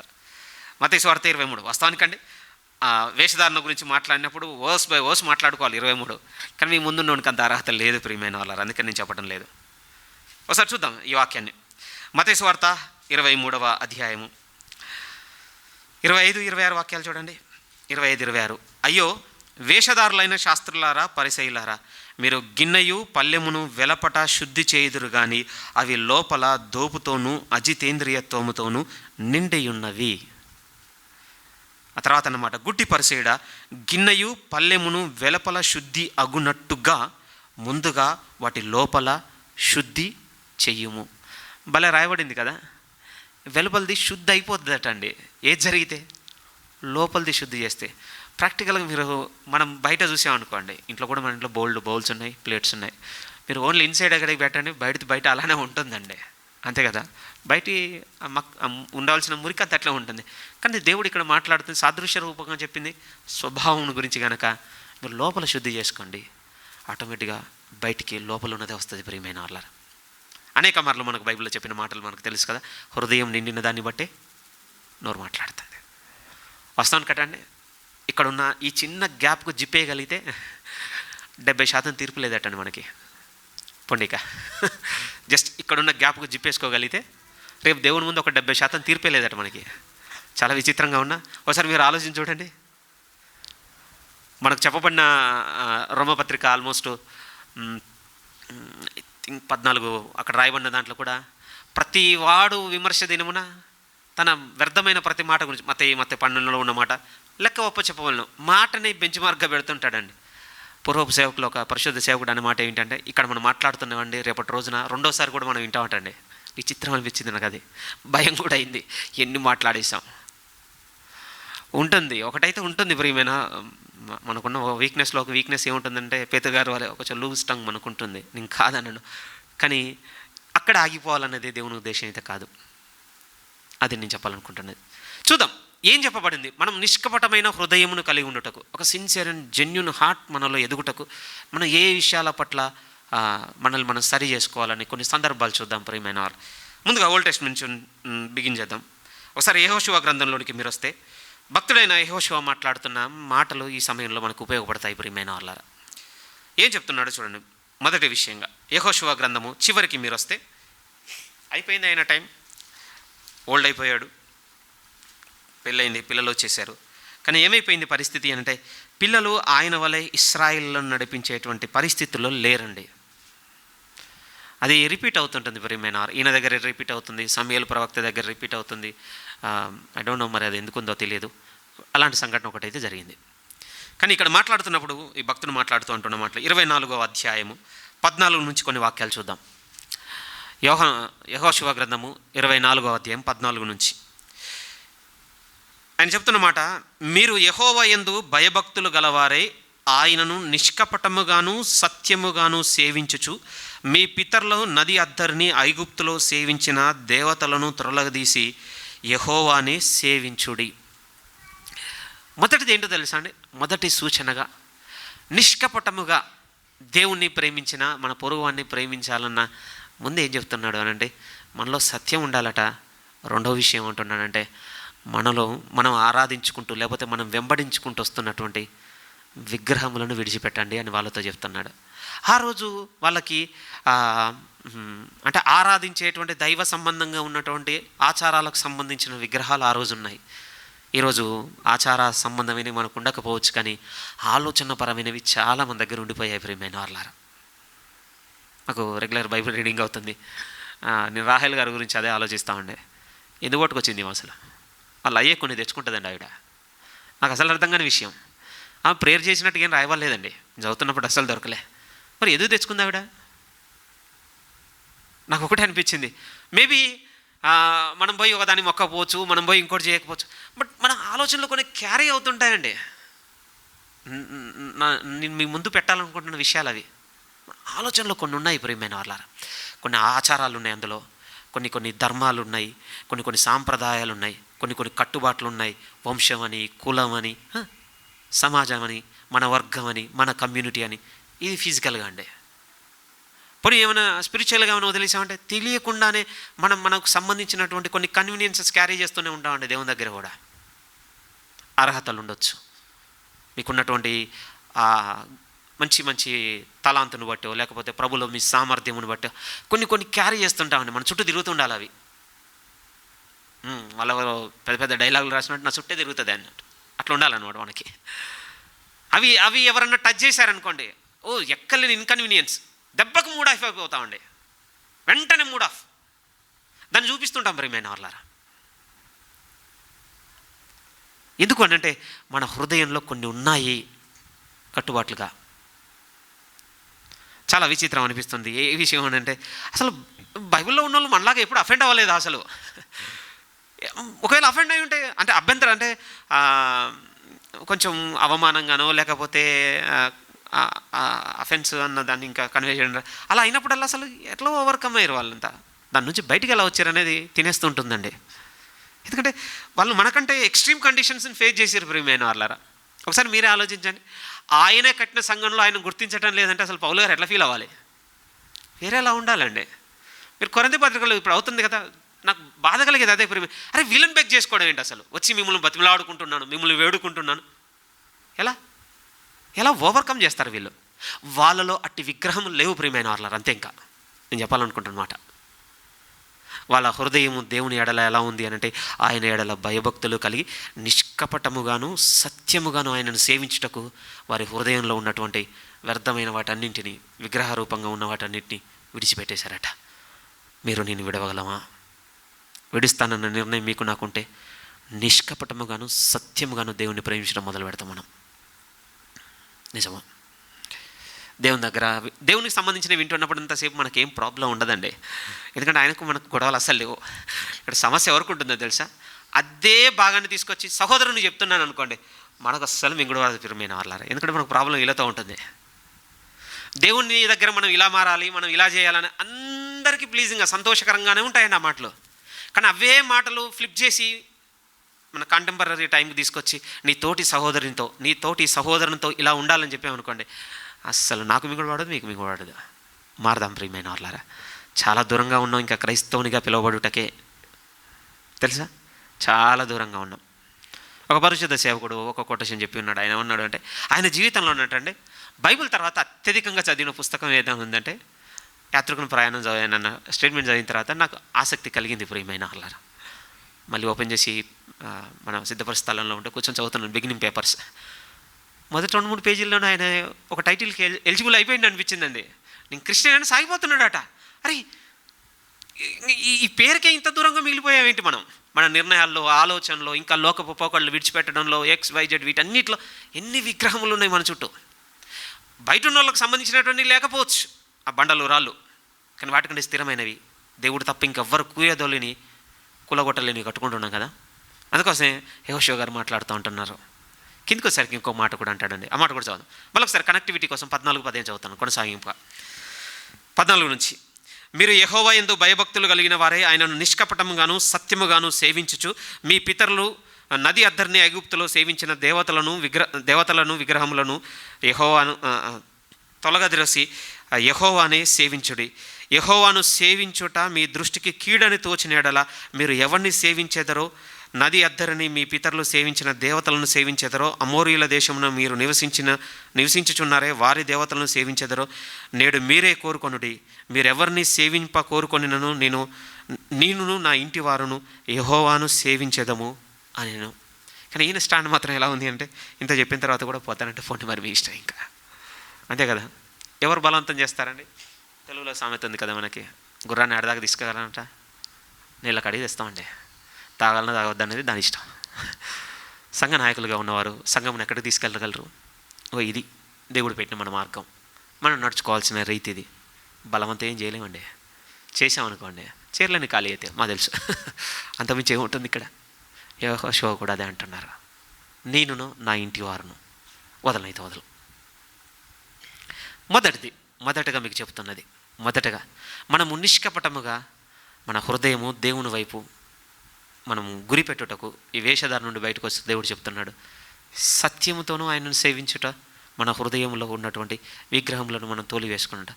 ఒకవేళ మీరు ఎఫెసీ 5 మీరు చదివారనుకోండి, బిగినింగ్ నుంచి రాసి పెట్టుకొని చదువుకోండి. అక్కడ విగ్రహాల గురించి రాస్తున్నప్పుడు అన్నిటిని కలుపుకొస్తాడు ప్రియమైన వారలారా. సరే ఒకసారి అది కూడా చూద్దాంలేండి గబగబా. ఎఫెసీలకు రాసిన పత్రిక 5వ అధ్యాయం. కొంచెం మనకు సంబంధించిన పదాలు మనకు అక్కడ కొద్దిగా తగులుతున్నట్టుగా అనిపిస్తుంది చూడండి. మొదటి నుంచి ఎఫెసీలకు రాసిన పత్రిక 5వ అధ్యాయం మొదటి నుంచి. మీరు ప్రియులైన పిల్లల వలె ప్రభువును పోలి నడుచుకొనుడి, లేకపోతే దేవుని పోలి నడుచుకున్నది. క్రీస్తు మిమ్మును ప్రేమించి పరిమళ వాసనగా ఉండుటకు మన కొరకు తన్ను తాను దేవునికి అర్పణగాను బలిగాను అర్పించుకొనెను. అలాగనే మీరును ప్రేమ కలిగి నడుచుకున్నది. ఇక్కడ చూడండి, మీలో జారత్వమే కానీ ఏ విధమైన అపవిత్రతే కానీ లోభత్వమే కానీ వీటి పేరైనను ఎత్తకూడదు. ఇదే పరిశుద్ధులకు తగినది. కృతజ్ఞతా వచనమే మీరు ఉచ్చరింపవలను కానీ బూతులైనను పోకిరి మాటలైనను సరసోక్తులైనను ఉచ్చరింపకూడదు. ఇవి మీకు తగవు. వ్యభిచారి అయినను అపవిత్రుడైనను విగ్రహారాధికుడై ఉన్న లోబి అయినను క్రీస్తు యొక్కయు దేవుని యొక్కయు రాజ్యమునకు హక్కుదారుడు కాడను సంగతి తెలుస్తుందంటారా? నిశ్చయంగా తెలవటం లేదు. అగ్ని కాలుతుందని మనకు నిశ్చయంగా తెలిసిందండి, ముట్టుకోవట్లే కదా. పవర్ షాక్ కొడితే ప్రాణం పోతుందని అంత ఇంత ఎప్పుడో తెలిసింది, ఆఫ్ చేయింది, దేన్ని ముట్టుకోవట్లే. అది నిశ్చయంగా తెలిసిన ఆస్పెక్ట్స్. ఇంకా తెలవలే మనకు. తెలిస్తేనండి ఇక మొదలవుతుంది మనలో వాటి దూరం పెట్టుట, విసర్జించుట, వాటి జోలికి పోకుండా ఉండుట. కష్టమవుతుంది ముందు, నేను కాదనను, దేవుడు నిశ్చయంగా సహాయం చేస్తాడు. విశ్వసించిన ఎడల వానిందు ఈ క్రియలు జరుగుట మీరు చూస్తారన్నాడు ప్రభు బైబిల్లో. మీ ఇష్టం ప్రియమైన వాళ్ళారా, ఇది మొదటిది. రెండోది మీరు జాగ్రత్తగా చూడగలిగినట్లయితే, ఇక్కడ నుంచి కొంచెం త్వరగా వెళ్తానండి, ఎందుకంటే పక్కనే ఉంటాయి, పెద్ద ఇబ్బంది ఏం పడరు మీరు. రెండో విషయంలోనికి మీరు వచ్చినట్లయితే, కొరింథీయులకు రాస్తున్న 2వ పత్రిక, నిష్కపటమైనటువంటి హృదయము మనం కలిగి ఉండుటకు దేవుడు చూపెడుతున్నటువంటి రెండవ మార్గం ఏమిటి అని అంటే, పౌలు గారు తన జీవితం నుంచి చెప్పినటువంటి ఒక సాక్ష్యం ఇక్కడ మనకు ఉపయోగపడుతుంది ప్రియమైన వాళ్ళ. ముందైతే చదివితేనే దాన్ని నేను మీ గ్రహింపుకు తేగలను. కొరింథీయులకు రాస్తున్న 2వ పత్రిక 6వ అధ్యాయము. తన జీవితంలో తాను ఎదుర్కొన్నటువంటి పరిస్థితుల గురించి ఇక్కడ రాసుకుంటూ వెళ్ళిపోతున్నాడు. 6వ అధ్యాయం 4 నుంచి జాగ్రత్తగా మీరు చూస్తే, కొరింథీయులకు రాస్తున్న 2వ పత్రిక 6వ అధ్యాయం 4 నుండి పౌలు గారు తన గురించి రాసుకుంటూ వస్తున్నారు. శ్రమల యందును ఇబ్బందుల యందును ఇరుకుల యందును దెబ్బల యందును చెరసాలలలోను అల్లర్లలోను ప్రయాసములలోను జాగరములలోను ఉపవాసములలోను మిగుల ఓర్పు గలవారమై పవిత్రతతోనూ జ్ఞానముతోనూ దీర్ఘశాంతముతోనూ దయతోనూ పరిశుద్ధాత్మ వలనను నిష్కపటమైన ప్రేమతోనూ సత్యవాక్యమును చెప్పుట వలన దేవుని బలము వలను కుడి ఎడమల నీతి ఆయుధములను కలిగి ఘనతలను సుకీర్తి దుష్కీర్తులను దేవుని పరిచారకులం అయ్యుండి అన్ని స్థితులలో మమ్మును మేమే మెప్పించుకొనుచున్నాము. మేము మోసగాండ్రమై ఉండినట్లు కూడా సత్యవంతులము, తెలియబడని వారమై ఉండినను బాగుగా తెలిసిన వారము సో అండ్ సో అని లిస్ట్ రాసుకుంటూ పోతున్నాను. ఏంటి ఇక్కడ చెప్తుంది పౌలు గారు అని అంటే, ఆయన ఎదుర్కొన్న పరిస్థితులు మీరు చూడండి, అన్నీ విరోధమైనవేనండి. ఇంత విరోధమైన పరిస్థితులు ఎదుర్కొన్న ఆయన అంటున్న మాట ఏంటంటే, ఇలా నన్ను పరీక్షించిన నిష్కపటముగా దేవుని ప్రేమించే విషయంలో నేను వెనక తీయలేదు. అది ఆయన క్లెయిమ్ చేసుకున్నాడండి. ఒకవేళ మనల్ని ఎవరైనా అడిగారనుకోండి, నీ జీవితంలో నువ్వు ఎంత సంక్లిష్టమైన పరిస్థితులు ఎదుర్కొన్నావు, ఇలాంటి ఎదుర్కొన్నా కూడా నువ్వు దేవునిలో సాగినవి మాకు కొన్ని చెప్పన్నారు అనుకోండి, ఏమున్నాయండి మన దగ్గర అనుభవాలు? ఒకసారి ఆలోచించి చూడండి, ఏమున్నాయి? ఎలాంటి అనుభవాలు ఉన్నాయో తెలుసా? అలాంటి ఎదురైనప్పుడు వెనక తీస్తే ఎవరో మళ్ళీ దేవుడు ఇంకొక సహోదరుని ప్రేమించి అతను మన దగ్గర మీద కనికర పడితే మళ్ళీ కొంచెం బలవంతంగా ఇందులో జాయిన్ అయ్యి నెమ్మదిగా మళ్ళీ సిచ్యువేషన్స్ అన్నీ ఒక కొలిక్కొస్తే కంటిన్యూ అవుతున్నాం. ఇది చెప్పగలమా సాక్ష్యంగా ఎవరికన్నా? ఏం సాక్ష్యం ఇది మనకి? కానీ ఈ భక్తుని సాక్ష్యం ఎలా ఉందో తెలుసా? ఆయన ఆలోచనతో పోరాడుకున్నాడటండి. ఆయన ఆలోచనలతో పోరాడుకున్నాడట. ఏమంటే ఇలాంటి ఎదురైనప్పుడు మన మైండ్లో ఎన్ని నడుస్తుండొచ్చండి దేవుని మీద? కోల్పోవడం ఏంటి, ఇబ్బంది పడడం ఏంటి, జాగారం ఉండడం ఏంటి, ఉపవాసం ఉండడం ఏంటి? ఏమండి ఆ ఎక్స్ప్రెషన్స్ ఒకసారి మీరు ఆలోచన చూడండి. ఈ దేవుని దగ్గరకు వస్తే ఇవి కావాలి కదా. బిగినింగ్లో కూడా మనం చర్చ్ టీచింగ్లో సఫరింగ్ బిగిన్ చేసినాం. సంఘంకు శ్రమ ఉంటుంది అన్నప్పుడు 2 విచిత్రమైనటువంటి కంప్లైంట్స్ వచ్చిండేనండి. అందులో మొదటి కంప్లైంట్ ఏముండేనంటే, బైబిల్ ఏదో ఒకటి తప్ప ఇంకే థీమ్ లేదా, టూ ఫన్నీ హ్యాపీ. రెండోది ఏంటో తెలుసా? ఇంత శ్రమ పెడితే ఇక దేవుని మనం నమ్ముకోవడం ఎందుకు? అయిపోయింది ప్రియమైన వాళ్ళరా. మనము ఏ రకపు క్రైస్తవ్యమును కోరుతున్నామో మన మాటల్లోనే తెలియవచ్చుచున్నది. చూడండి, ఎలాంటి క్రైస్తవ్యమును కోరుతున్నాం. మన ఆలోచనలతో పోరాడటం లేదు, వాటికి వ్యతిరేకంగా సాగుతున్నాం. ఈ భక్తుడు మాట్లాడుతున్న మాట, ఇంతవి ఎదుర్కొన్నా కూడా తన అంతరంగమును బాగా పరీక్షించుకున్నాడట. కానీ దేవుని మాత్రం విడవలేదటండి. మనకు కూడా డిఫికల్ట్ టైమ్స్ ఎంటర్ అయినప్పుడు దేవుని మీద చాలా రకాల అనుమానాలు, సందేహాలు తలెత్తుతాయి ప్రియమైన వాళ్ళరా. అన్నిసార్లు నష్టమే కాదండి, కొన్నిసార్లు దేవుడు మనకి ఇవ్వవలసిన కూడా కొన్ని దూరం అవుతుంటాయి ప్రియమైన వాళ్ళరా. అందులో ఏమైనా ఉండొచ్చు అండి. వివాహాలు ఉండొచ్చు, గర్భఫలాలు ఉండొచ్చు, ఉద్యోగాలు ఉండొచ్చు, మీరు ఎంత పని చేస్తున్నా పనిలో పదోన్నతి ఉండకపోవచ్చు, లేకపోతే ఆర్థికంగా మీరు అన్నీ రైట్ చేద్దామని ట్రై చేసినా కూడా ఫెయిల్ అవుతుండొచ్చు. న్యూమరస్ థింగ్స్ అండి, ఒకటని నేను చెప్పలేను, నా అనుభవంతో కొన్ని చెప్పగలను. కానీ అవన్నీ ఎదుర్కొన్నప్పుడు అండి మన అంతరంగంలో పెద్ద ఒత్తిడి ఉంటుంది ప్రియమైన వాళ్ళ. ఎందుకు దేవా ఇలా?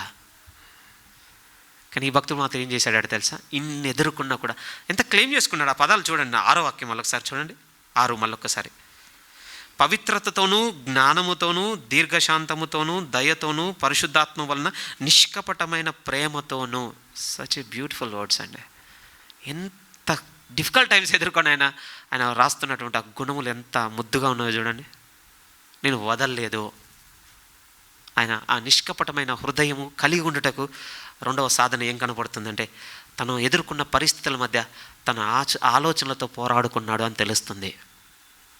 మేబీ సమ్టైమ్స్ అండి, ఇది అంటే ఇంప్లిమెంటేషన్లో ఎట్లా పెట్టి చెప్పాలని తెలియదు, కానీ మనం కూడా మన రెప్యుటేషన్ని కాపాడుకోవడానికి అండి కొన్నిసార్లు ఏం చేస్తామనంటే, మనల్ని ముందు ప్రొజెక్ట్ చేసుకుంటుంటాం ప్రియమైన వాళ్ళు. ఆ ఆలోచనలో మనకు తెలుసండి, అక్కడ ఒప్పుకుంటే సరిపోతుంది కూడా కొంత, కానీ మనల్ని బయటికి తెచ్చుకొచ్చి పెట్టుకుంటాం. అది నాకు సరిగ్గా చెప్పడం రావటం లేదు.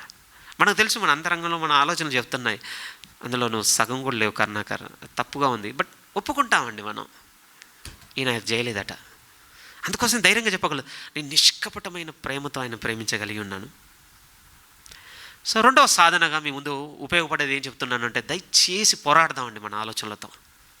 మనలో లేని ఆత్మీయ స్థితిని మనం ఆపాదించుకోవడానికి పరిస్థితులు మనల్ని బలవంతం పెట్టినప్పుడు మనతో మనం పోరాడదాం ప్రియమైన వాళ్ళ. ఇంత ఒత్తిడి ఎందుకు తీసుకోవాలి? ఎస్ అంటే అయిపోతుంది, బయటపడతామండి. ఆ తర్వాత మీ మనస్సాక్షితో మీరు పోరాడలేరు. నేను చెప్పాలనుకుంటున్న మాట అది. అయ్యో ఇప్పటికీ మోయలేని భారం పెరిగిపోయిందని నాకు కూడా తెలుస్తుంది. మన మనస్సాక్షితో మనం పోరాడలేమండి. దానికి సంబంధించిన మాట చూస్తారా? ఇంకో విషయాన్ని అదే చెప్తున్నాడండి. ఒకసారి చూడండి ప్లీజ్.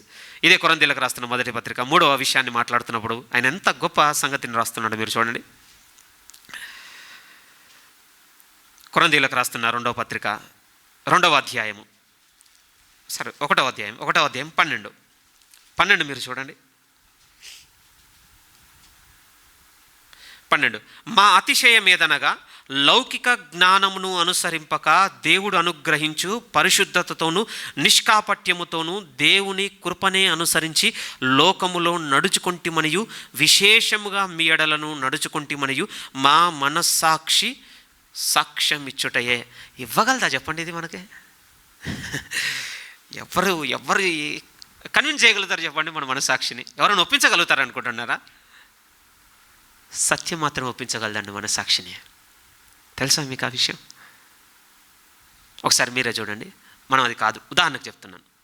ఒక మంచి కార్యం జరిగింది, ఎనానిమస్గా ఎవరో అన్నది తెలియదు. అలా సడన్ ఎందుకు అడ్వాంటేజ్ కలిసి వచ్చిందో అది మీరే చేశారని నన్ను ప్రొజెక్ట్ చేశారు. అప్పుడు ఇక చేసేది లేక వస్తున్న గుర్తింపును బట్టో ఇంకో XYZ ఏదో ఒక రీజన్ బట్టి నేనే అనేసాను అనుకుందాం. ఆ తర్వాత ఇంటికి వచ్చి నేను అసలు ఒప్పించలేనన్న మనసాక్షిని. చచ్చిన కుదరదు తెలుసా లోపలది. అది ఏం చెప్తే ఒప్పుకుంటుందండి ఇది? అసలు సత్యం తప్ప ఇంకేదో ఒప్పుకోదు ప్రియమైన వాళ్ళారా.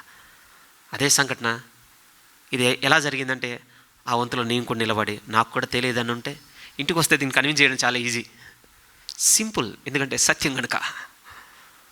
పౌలు గారు అదే మాట్లాడుతున్నారండి.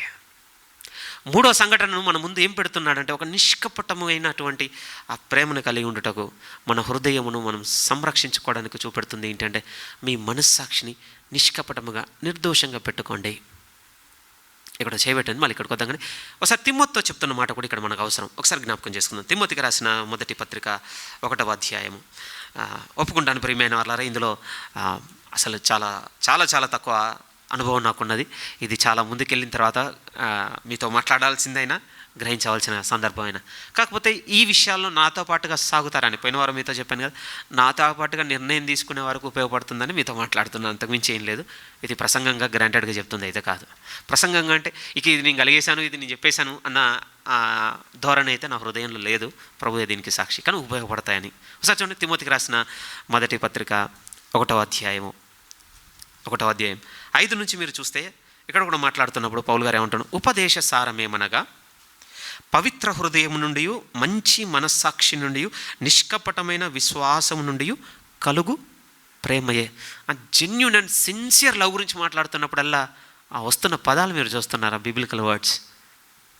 ఉపదేశ సారమేమనగా ఎందుకు వింటున్నామంటే దేవుని వర్తమానాలను ఇన్ఫర్మేషన్కి అయితే వద్దు ప్రియమైన వాళ్ళారా.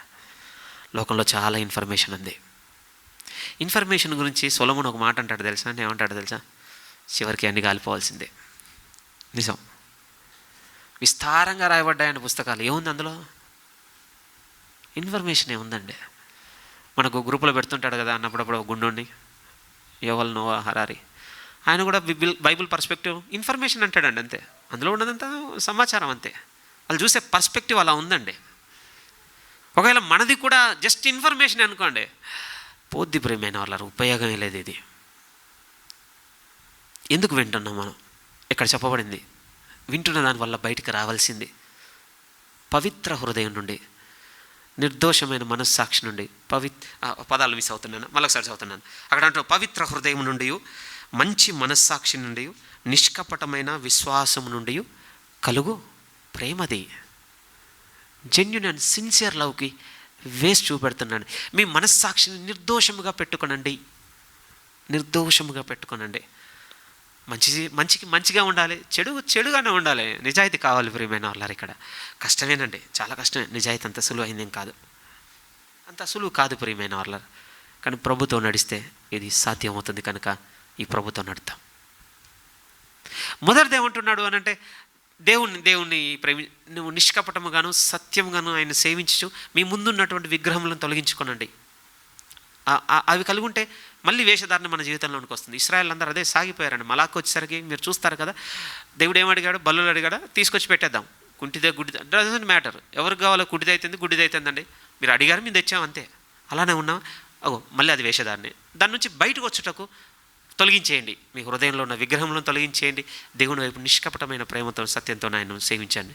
రెండోది ఏమంటుందంటే, మన ఆలోచనలు ప్రియమైన వాళ్ళారా, మన ఆలోచనలు అందులో లేని మనం ఉన్నట్టుగా చూపించుకునేటువంటి ధోరణి, అవి మనం ఎదుర్కొన్నప్పుడు వాటి విషయంలో మనల్ని మనం ఒక విధంగా అనగొట్టుకొని దేవుని మాటతో, దేవుని నడిపింపుతో వాటన్నింటినీ మనం జయించుకొని పౌలు గారు అన్నట్టు నిష్కపటముగాను యథార్థతతోనూ పరిశుద్ధాత్మ వలన మనం ఆయన సేవించాలి.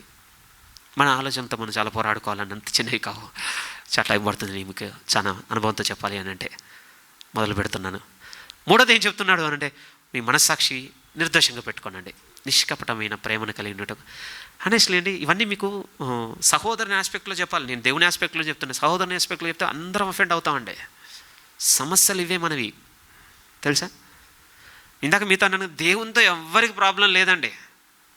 ఆయన దూరంగా ఉన్నాడు కనుక, ఎవరు చూడతలేరు కనుక నడిచిపోతుంది. సమస్య అంతా ఏంటంటే తెలుసా, ఇక్కడితో ఉంది. కానీ విచిత్రం అండి, దేవుడు ఇక్కడితో రిలేట్ అయ్యి ఆయన పెట్టుకున్నాడట. దీని మీదనే బేస్ చేసి నన్ను అంచనా వేస్తున్నాను నేను అన్నాడు కదా యోహాను, మనం చూసాను 4:20. నీ ముందున్న సహోదరుని ప్రేమిస్తున్నావు, నన్ను ప్రేమించినట్టు. నువ్వు వాణ్ణి ద్వేషించి నన్ను ప్రేమిస్తున్నావు అంటే నువ్వు అబద్ధికుడివి అనేసాడు. అయిపోయింది.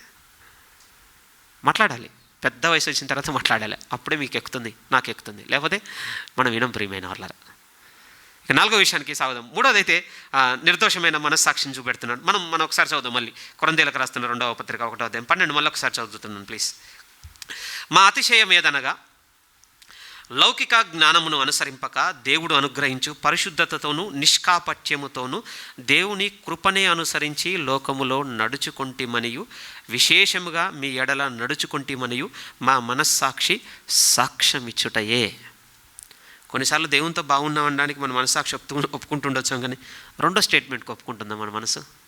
పౌలు గారు ఏమన్నారో తెలుసా, దేవునితో మాత్రమే కాదు మీతో కూడా మేము అట్లే నడుచుకున్నాం. ఇక్కడ మా మనస్సాక్షి మమ్మల్ని కొంచెం కూడా అభ్యంతరం పెట్టడం లేదు. ఎంత ట్రాన్స్పరెంట్గా ఉందండి. కష్టమే, చాలా కష్టమే ప్రియమైన వాళ్ళారా. దేవుడు తోడులేంది క్రైస్తవ జీవితం సులువు కాదండి. 4వ విషయాన్ని మనము జ్ఞాపకానికి తెచ్చుకోగలిగితే, కొరింథీయులకు రాస్తున్న 2వ పత్రిక 2వ అధ్యాయము, కొరింథీయులకు రాస్తున్న 2వ పత్రిక 2వ అధ్యాయము 17వ వాక్యాన్ని మీరు చూడగలిగితే, 17 కావున ఇట్టి సంగతులకు చాలిన వాడేవాడు మేము దేవుని వాక్యమును కలిపి చెరిపెడు అనేకుల వలె ఉండక, ఈ పదాలు చూడండి, నిష్కాపట్యము గల వారమును దేవుని వలన నియమింపబడిన వారమునై ఉండి క్రీస్తునందు దేవుని ఎదుట బోధించుచున్నాము. ఈ లేఖ నుంచి మీకు అర్థం చేయించాలనుకుంటున్న భాగం ఏమిటి అంటే, పౌలు గారు తను నిష్కపటమైన హృదయం కలిగి ఉండటకు, నిజముగా తన హృదయంను సంరక్షించుకొనుటకు ఇంకొకటి ఏం గురిగా పెట్టుకొని సాగుతున్నాడట. నేను ఏమి చేసినను, నేను ఏం మాట్లాడినను దేవుని ఎదుటనే జరుగుతున్నాయన్న గ్రహింపుతో వెళ్ళిపోతున్నాడట. తన ఆలోచనలో లేకపోతే తన కాన్షియస్లో, తన స్పృహలో ఏముందంటున్నాడు అంటే, నేను క్రీస్తు ఎదుట అంటే యేసుక్రీస్తు కొరకు చేస్తున్నాను, దేవుని ఎదుట నేను చేయుచున్నాను, దేవుని ఎదుట నేను. నిజమే ప్రియమైన వాళ్ళ. అందుకోసమే ఆ మాట ఈ మధ్య నా మనసులో ఉంటుంది ఎక్కువగా. ఏమండి అంటే తప్పు చేయడానికి మనసు నిర్ణయం తీసుకున్నాం అనుకోండి, మనం ఎన్నుకునేటువంటి మార్గం ఏమిటి అని అంటే, ఎవరు లేనటువంటి సమయం ప్రియమైన వాళ్ళారా.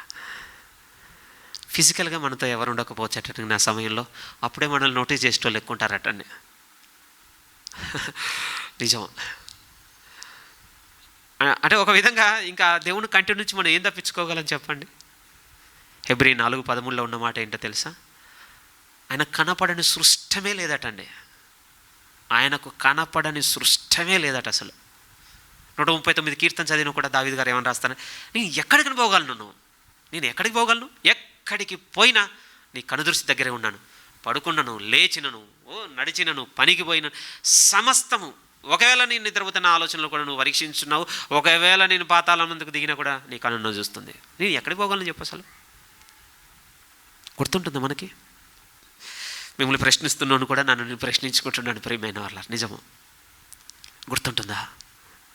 పౌలు గారు అంటున్నారు. మళ్ళీ చదువుదాం, ఇప్పుడు చదువుదాం చూడండి మళ్ళీ ఒకసారి. 2:17 మీరు చూడగలిగితే, ఇట్టి సంగతులకు చాలిన వాడేవాడు మేము దేవుని వాక్యమును కలిపి చెరిపెడు అనేకుల వలె ఉండక నిష్కాపట్యము గల వారమును దేవుని వలన నియమింపబడిన వారమునై ఉండి క్రీస్తునందు దేవుని ఎదుట బోధించుచున్నాము. మా ముందు ఎవరు ఉన్నారంటే ఆయనే. ఇంకా ఆయన ఉంటే ఏం చేస్తాం మనకు తెలుసు అండి. ఆదివారం మనం ఎట్లా ఉన్నామో సోమవారం కూడా అట్లా ఉంటాం ప్రియమైన వాళ్ళ. ఇది ఆయన ప్లేస్ అనుకున్నాం, ఇక్కడ కూర్చుందంతా క్రైస్తవులు అనుకున్నాం. మరి ఇటు పోయినాక ఎందుకు అనుకోవట్లే? నాకున్న పెద్ద సంఘర్షణ ఒకటి చెప్తాను ప్రియమైన వాళ్ళ. అయ్యో దీనికి మీరు పరిష్కారం చెప్పమని చెప్పడం లేదు, కానీ నేను కూడా ఎంత ఇబ్బంది పడతానో చెప్తాను. అంటే అప్పుడప్పుడు బాగా వేదనకు గురయ్యేటువంటి సంఘటన నా ఇంట్లో ఏముంటుందంటే, నా ఫ్యామిలీ మెంబర్స్ని చర్చ్ అనుకోవడం చాలా తక్కువ సార్లు గుర్తొస్తుంటుందండి. ఇంట్లో ఉన్నటువంటి నా తమ్ముడు నాకు వాళ్ళు రక్త సంబంధాల కంటే ముందు వాళ్ళు ప్రభువులో నాకు సంఘం ప్రియమైన వాళ్ళ. మీకు కూడా అదే శోధన ఉంటుంది. ఇప్పటి నుంచి మీరు నోటీస్ చేస్తారు పోండిగా. గ్రాంటెడ్గా తీసుకున్నామండి ఈరోజు మనం ఫ్యామిలీని. నొచ్చుకోదు నా 2-3 నిమిషాలు కొంచెం హర్షణ మాట్లాడదు. ఏం పెళ్లి చేసుకున్నంత మాత్రం మీ సొంతమా చెప్పండి. దేవుడు ఇవ్వకపోతే ఆంచి వస్తారు మీకు. ఎందుకంటున్నా మీకు తెలుసు చాలామందికి ఎందుకు వస్తారు. దేవుడే ఇవ్వకపోతే మీ జీవితంలో కొన్ని ఉన్నాయి అనుకుంటారు. లేవు ప్రియమైన వాళ్ళారా. మరి ఎందుకు సంఘంగా తీసుకోవటం లేదు? భార్య భర్త నీకు అన్న పిల్లలు ఏదో పెద్దమని చేసేసినట్టు, మనం ఏదో భూమి మీద తెచ్చేసినట్టు. నిజమండి. ఏ బిహేవియర్ పోయిందో తెలుసా మనలో? వారు దేవుని వలన మనకు అనుగ్రహింపబడి ఉన్నారన్నటువంటి బిహేవియర్ పోయిందండి. వచ్చేసింది తెలియని గర్వం వచ్చేసింది. సంపాదిస్తున్నాను లేకపోతే ఎక్కువ తీసుకొచ్చినాను. ఎన్ని ఆస్పెక్ట్స్ అండి మనలో. పౌలు గారు ఏమంటున్నారు తెలుసా? మాట్లాడినను, నేను ఏమి చేసినాను దేవుని ఎదుట. నిజమండి. నిష్కపటమైన హృదయం కలిగి ఉంటాం ప్రియమైన వాళ్ళారా. ఈ ఆలోచన మనం యేసుక్రీస్తుని గురించి కూడా రాయబడిన బైబిల్లో ఉన్నటువంటి లోతైన లేఖనం ఏంటో తెలుసా? 1 అవర్ దాటిపోయిందా? నా స్టాప్ వాచ్ ఆగిపోయింది. ప్రభు గురించి ఉన్నటువంటి 16 కీర్తన తీసుకున్నా, అపోస్తల కార్యం 2 తీసుకున్నా, ఆయన నా కన్నుల ఎదుట ఉన్నాడు, లేకపోతే ఆయన నా కుడి పార్శ్వమందు ఉన్నాడు, నేను కదల్చబడను అన్న మాటలు క్లెయిమ్ చేసుకుంటాడు ప్రియమైన వాళ్ళ. ఎల్లప్పుడూ నేను ఆయన నా కన్నుల ఎదుట నేను ఆయనను చూచుచుంటిని అన్న పదాలు ఉన్నాయని బైబిల్లో. చూడండి. సరే పర్లేదులేండి, ఈరోజు కొంచెం ఎక్స్టెండ్ చేస్తాను. నా టైం ఎక్కడో మిస్ అయింది నాకు తెలియదు. అపోస్తల కార్యములు 2వ అధ్యాయము, అపోస్తల కార్యములు 2వ అధ్యాయం 25 చూడండి. ఇదే 16 కీర్తనలు కూడా ఉంటుంది, మీరు తర్వాత చదువుకోవచ్చు. అపోస్తల కార్యములు 2వ అధ్యాయం నుంచి 25వ వాక్యము. ఆయన గూర్చి అనగా యేసుక్రీస్తును గూర్చి దావీదు ఇట్లా అన్నాడు 16వ కీర్తన గురించి, నేను ఎల్లప్పుడూ నా ఎదుట ప్రభువును చూచుచుంటిని. ఎదగాలండి ఇక్కడికి మనం ఎప్పటికైనా రావాలి. ప్లీజ్ మీరు నన్ను పురుకొల్పండి, నేను మిమ్మల్ని పురుకొల్పుతాను. ప్లీజ్ మన ముందు ఈ మాటలు కావాలి ప్రియమైన వాళ్ళ. ఆయన నా ముందు ఆయన నేను ఎల్లప్పుడూ చూచుచుంటిని. ఆ తర్వాత ఆయన నా కుడి పార్శ్వమున ఉన్నాడు కనుక నేను కదల్చబడను, కావున నా హృదయము ఉల్లసించెను, నా నాలుక ఆనందించెను. ఆనందించను అన్న పదం కంటే ఇంకా రాయాల్సిందటండి. ఎలానో తెలుసా? ఒక బిగ్గర స్వరంతో హల్లెలూయా చెప్తుందట ఆయన నాలుక. విచిత్రం అండి. ఒక ప్రైమ్ టైంలో అంటే పిచ్చి పీక్స్లో ఉన్నప్పుడు ఎలా ఉండండి తెలుసా? ఊకూకే హల్లెలూయా చెప్తుంటారు, ఊకూకే హల్లెలూయా చెప్తుంటారు. యేసుక్రీస్తు ఎక్కడైనా చెప్పాడు అన్నట్టు ఒక యాంటీ క్వశ్చన్ ఒకటి పట్టుకొని తిరిగేదండి. మనం బైబిల్ తెలియదు కదా సరిగ్గా, ఏ ట్రాన్స్లేషన్లు ఉన్నాయి, వాటిలో ఏ పదాల నుంచి ఏవి రాశారో. మూల ప్రతుల్లో ఈ పదం ఎలా ఉందట తెలుసా? ఆయన నాలుక గంభీర స్వరంతో దేవునికి హల్లెలూయా చెప్తుందని చెప్పబడిందటండి. ఓకే, తెలుగు అనువాదంలో మరి ఎందుకు అలా రాశారో నాకు ఆర్గ్యుమెంట్ ఏం లేదు, కానీ అసలు నేనన్నా అప్పుడో ఇప్పుడో నేను విమర్శించేటోళ్ళన్నా నాకంటే 10 సార్లు ఎక్కువ చెప్తుండొచ్చు. కానీ యేసుక్రీస్తు గురించి ఇక్కడ ఉన్న మాట ఏంటో తెలుసా? ఎల్లప్పుడు ప్రియమైన వాళ్ళారు. నిజం. మళ్ళీ చదువుతాను మాటని ప్లీజ్. కావున నా హృదయం ఉల్లసించెను, నా నాలుక ఆనందించెను, మరియు నా శరీరము కూడా నిరీక్షణ కలిగి నిలకడగా. మీరు చూడ నిలకడతత్వం, ఆ స్థిరతత్వం ఎందుకు వచ్చిందంటే ఆయన నా ముందున్నాడు, ఆయన నా కుడి పార్శ్వమందు ఉన్నాడు. పౌలు గారు అంటున్నాడు, మేము దేవుని ఎదుట ఇవి చేస్తున్నాం కనుక నిష్కాపట్యంతోనూ యథార్థతతోనూ మేము ఉన్నాము మీ పట్ల. 4వ విషయం అదే ప్రియమైన వాళ్ళారా. ఇప్పటి నుంచి మన హృదయం వేషధారణతో కాకుండా యథార్థంగా ఉండాలి అనంటే ఇది గుర్తుపెట్టుకోవాల్సిందే. మనం దేవుని ఎదుట ఉన్నామని మరవద్దు. దేవుని ఎదుట ఉన్నామని మరవద్దు. మీకు నాకు మన ఇన్స్టింక్ట్ అనాలండి, మన లోపల ఉన్న ఒక స్వభావం మీతో చెప్పాలి. మనలో ఉంటుందండి అది. మనల్ని సెక్యూరిటీ వాళ్ళు ఉన్నారనుకోండి, ఎక్కడి నుంచి తెలియకుండానే జాగ్రత్త వస్తుందండి. వాళ్ళు అబ్జర్వ్ చేస్తున్నారు, ముట్టుకోవద్దు. దానికే మీరు మీ మైండ్ చెప్తారా కూర్చోబెట్టి? ఏం చెప్పం ప్రియమైన వాళ్ళ. మీకు నాకేం కావాలి అంటే దేవుడు చూస్తున్నాడని వెలుగు కావాలి. మళ్ళీ చెప్తున్నాను, అది ఉంటేనండి ఇంకా సెట్ అయిపోతాయి, సమస్యలు చాలా తీరిపోతాయండి మనకి. అది నేను చెప్పాలనుకుంటున్నమాట. మనలో ఆ ఇన్స్టింక్ట్ ఉంది ప్రియమైన వాళ్ళు. ఒకరు మనం చూస్తున్నారు అని అంటే డిసిప్లిన్ చేసుకుంటాం. ముందు మీకు నాకేం కావాలంటే దేవుడు నిజమని నమ్మే విశ్వాసం కావాలి. ఇంకా రాలే అక్కడ దాకా. మనం నొప్పి కలిగించే మాట అయినా నిజమైన మాట ఇది. ఇంకా రాలే అక్కడ దాకా. అక్కడ దాకా వస్తే ఎలా ఉంటుందంటే ఆయన నన్ను చూచుచున్నాడు, పీరియడ్. 5వ విషయాన్ని మీరు చూడండి. కొరింథీయులకు రాస్తున్న మొదటి పత్రిక 5వ అధ్యాయము. కొరింథీయులకు రాస్తున్న మొదటి పత్రిక 5వ అధ్యాయం. ఈ పదాలన్నింటిలో వెరీ కామన్ వర్డ్ ఏంటో తెలుసా అండి? ఒక నిష్కపటమైనటువంటి మనస్సాక్షి, లేకపోతే నిష్కపటమైన హృదయము, ఇంకా మీరేదైనా అది రావడానికి రాయబడుతున్నటువంటి విషయాలు చూడండి. 5వది మీరు చూడగలిగితే కాంటెక్స్ట్ ఏమిటి అంటే, చర్చ్లో ఒక తప్పు జరుగుతుంది. ఏం జరిగిందో తెలియదండి, చర్చ్ దాన్ని కామన్గా తీసుకోవడం మొదలుపెట్టింది. అసలు తీసుకోకూడదు, బట్ వస్తాయి ప్రియమైన వాళ్ళారా. మనం కూడా ఎదుర్కొంటాం ఇలాంటి శోధన. ఇలాంటి సమస్యలు ఎందుకు వస్తాయి అంటే, ఆ కుటుంబం కోల్పోతామన్న భయంతో ఇలాంటి ఇన్సెక్యూరిటీ మొదలవుతుందండి. అయ్యో ఎక్కడ మనం చెప్తే అభ్యంతరపడి వెళ్ళిపోతారేమో, ఏ దేవుని దగ్గరికి రారేమో. రైటే, నాకు కూడా భయం ఉంది. ఎందుకంటే ప్రభుత్వం నడవటం లేదు ఇంకా పరిపూర్ణంగా. ఇంకా వెలుచూపుతో కొంత నడుస్తుంటామండి భయంతో. నా వరకు నేను ఒప్పుకున్నాను ప్రియమైన, ఐ డోంట్ నో, ఈ సంఘంలో కూడా అది ప్రాబ్లం స్టార్ట్ అయ్యిందండి. ఒక తప్పు జరుగుతుంది ఒక సంఘంలో ఉన్నటువంటి ఒక కుటుంబంలో. కాంటెక్స్ట్ అది. సంఘము వాడిని ఎప్పుడో వెలివేయవలసింది, కానీ జరిగిన తప్పు ఏమిటి అని అంటే, సంఘం ఉండనిచ్చిందట ప్రియమైన వాళ్ళారా. అది ఉద్దేశించి ఇప్పుడు చెప్తున్న మాట ఏంటో తెలుసా? మీరు ఏదో అనుకున్నారో అది పులిపిండి ముద్ద కొంచెం అయినను ముద్దంతా పాడు చేస్తుంది. అది కాంటెక్స్ట్. ఇప్పుడు చూద్దాం 5వ అధ్యాయము నేరుగా 6 నుంచి చూద్దాం. 6. ఎందుకంటే అతని ఏటలా పౌలు గారు నడుచుకున్న వైఖరి బైబిల్లో చాలా యూనిక్ అండి. నాకు తెలియదు ఇది ఇంత లోతుగా చూడాలని, ఒక సేవకుడు నోట వింటే కానీ అటువాడిని నేను సాతానికి అప్పగించి తిన్న పదం ఎప్పుడని చెప్పుకోవాలని మనకు అర్థమైనంత చిన్నది కాదు ప్రియమైన వాళ్ళ బిబ్లికల్ వర్డ్లో. అసలు వెరీ యూనిక్ అంటే యూనిక్ అంతే. కానీ చూద్దాం 6 నుంచి అయితే.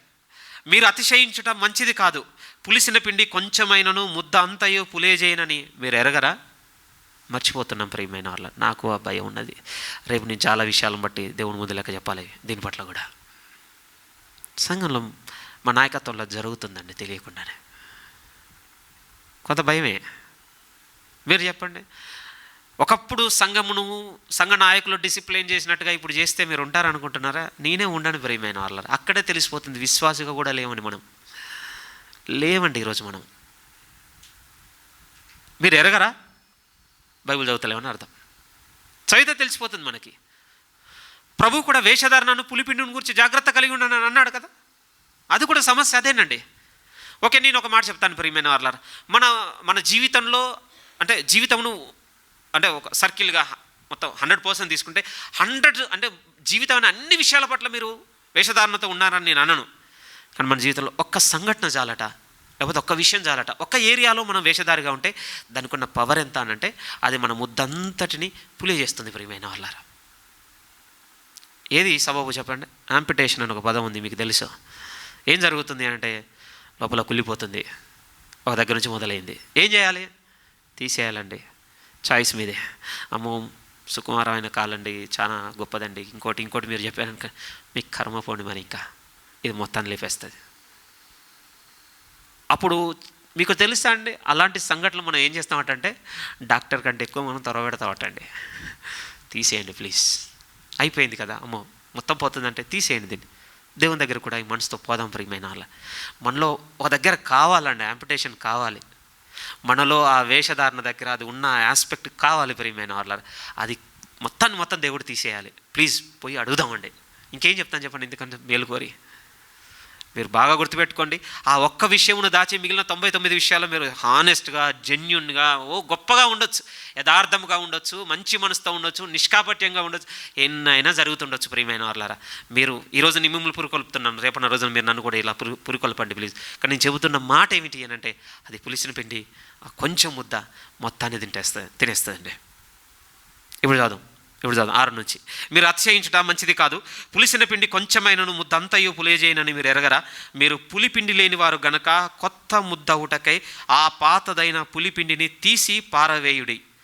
ఇంతేకాక క్రీస్తు అను మన పస్కా పశువు వధింపబడెను గనక పాతదైన పులిపిండితోనైనను దుర్మార్గతయు దుష్టత్వమును పులిపిండితోనైనను కాకుండా నిష్కాపట్యమును సత్యము నన్ను పులియని రొట్టెతో పండుగ ఆచరింతుము అని ఇక్కడ జాగ్రత్తగా వినండి.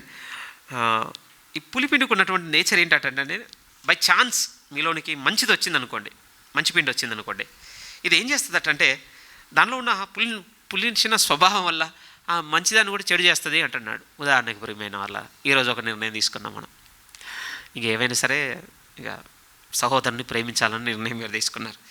మీరు చెప్పండి, లోపల ఉన్నది ఎంటీ అయితేనే కదా బయటికి ప్రేమ వచ్చేది.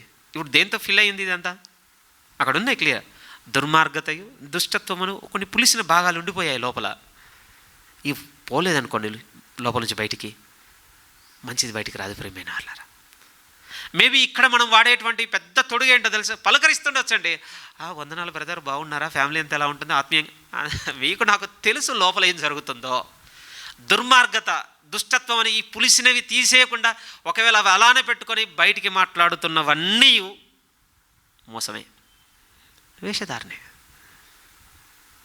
నాకు తెలిసి ఇది కొంచెం బాధ కలిగించే మాట అయినప్పటికీ వినవలసిన మాట. Fake fake fake. ఎవరికి నష్టం? మీతో బిగినింగ్లోనే చెప్పాను, నేను వానికి ఏమి చేయనండి, నేను ఎటువంటి అపాయం చేయను. ఆ పలకరింపులో ఇంకా పోనీలే నన్ను మంచిగా పలకరించాడన్నటువంటి సదభిప్రాయం విడిచిపెడతాను. కానీ వెనక్కు తిరిగి చూసుకుంటేనండి నాకు నేనే తవ్వుకుంటున్నాను పెద్ద గోతిని, మీకు మీరే. సరేనా? అందుకోసం క్లియర్గా చెప్తున్నాడు. మళ్ళీ చదువుదాం 8వ వాక్యాన్ని ప్లీజ్. 8 మళ్ళీ ఒకసారి మీరు చూస్తే, కనుక పాతదైన పులిపిండితోనైనను దుర్మార్గతయు దుష్టత్వమును పులిపిండితోనైనను కాకుండా, అవి తీసేస్తేనే కొత్తది బిగిన్ అవుతుంది మనలో. కాకుండా నిష్కాపట్యమును సత్యమును పులి అనే రొట్టెతో ఇప్పుడు స్టార్ట్ చేద్దాం ప్రభులో నడవడం. పండుగను ఆచరిస్తామంటే ఏదో ఫెస్టివల్ చేయడం కాదు. ఉపరిశుద్ధ సేవకుడు చాలా బాగా చెప్పి ఉన్నాడండి. వే బ్యాక్వర్డ్స్ ఇవి. ఒక సేవకుడు ఉన్నాడంటే అసలు క్రిస్టియన్గా బతకడం అంటే ప్రతిరోజు పండుగనట్టండి. కొంచెం హార్డ్గా ఉండొచ్చు, ఏదో లోకం వర్డ్గా మీకు చెప్తుండొచ్చు. ఇంకా నిజం ప్రియమైన వాళ్ళరా, మీకు తెలుసా మనకున్న 2 ఉపమానాలు ఉంటాయి, వేరువేరుగా చెప్పబడ్డాయి వేరు సువార్తల్లో. కానీ ఒక యజమానుడు పెళ్లి కొడుకు పెళ్ళి అంతా ఏర్పాటు చేయడం, విందు చేయించడం, పిలువబడాలని తీసుకురండి అని అడగడం. వాళ్ళు రాకపోయేసరికి వెళ్ళి రాజమార్గంలో వీధుల్లో ఎక్కడ పడితే అక్కడ జనాలు పట్టుకొచ్చేయండి, అంతా సిద్ధంగా ఉంది, విందు రెడీగా ఉంది, ఆహ్వానం కూడా దొరికింది, వచ్చేయమనండి. మీరు చెప్పండి, ఆ కాంటెక్స్ట్లో మెయిన్ థీమ్ ఏంటండి? సెలబ్రేషన్, లేకపోతే ఫెస్టివల్, లేకపోతే ఫీస్ట్ పడి విందింగ్, అంతే. పండుగ వాతావరణం ప్రియమైన వాళ్ళారా, దానికి పిలిచిన్నాడటండి మనల్ని. అందుకోసం ఏమంటున్నాను, ఇప్పుడు కొత్తగా ఆచరిద్దాము. ఆ కొత్తగా ఆచరించే దాంట్లో ఏమంటున్నానంటే, దుర్మార్గత దుష్టత్వం వాటిని తీసేస్తేనే కొత్తది నిష్కాపట్యము సత్యమును ఒక పులి అనే రొట్టెతో ఇప్పుడు పండుగ చేసుకుందాం ప్రభులో. నిజం ప్రియమైన వాళ్ళ ఆ మనసు కావాలి మనకి. The last and final thing ఒకటి మనం జ్ఞాపకం చేసుకుందామండి. ఒక్కసారి మినిట్.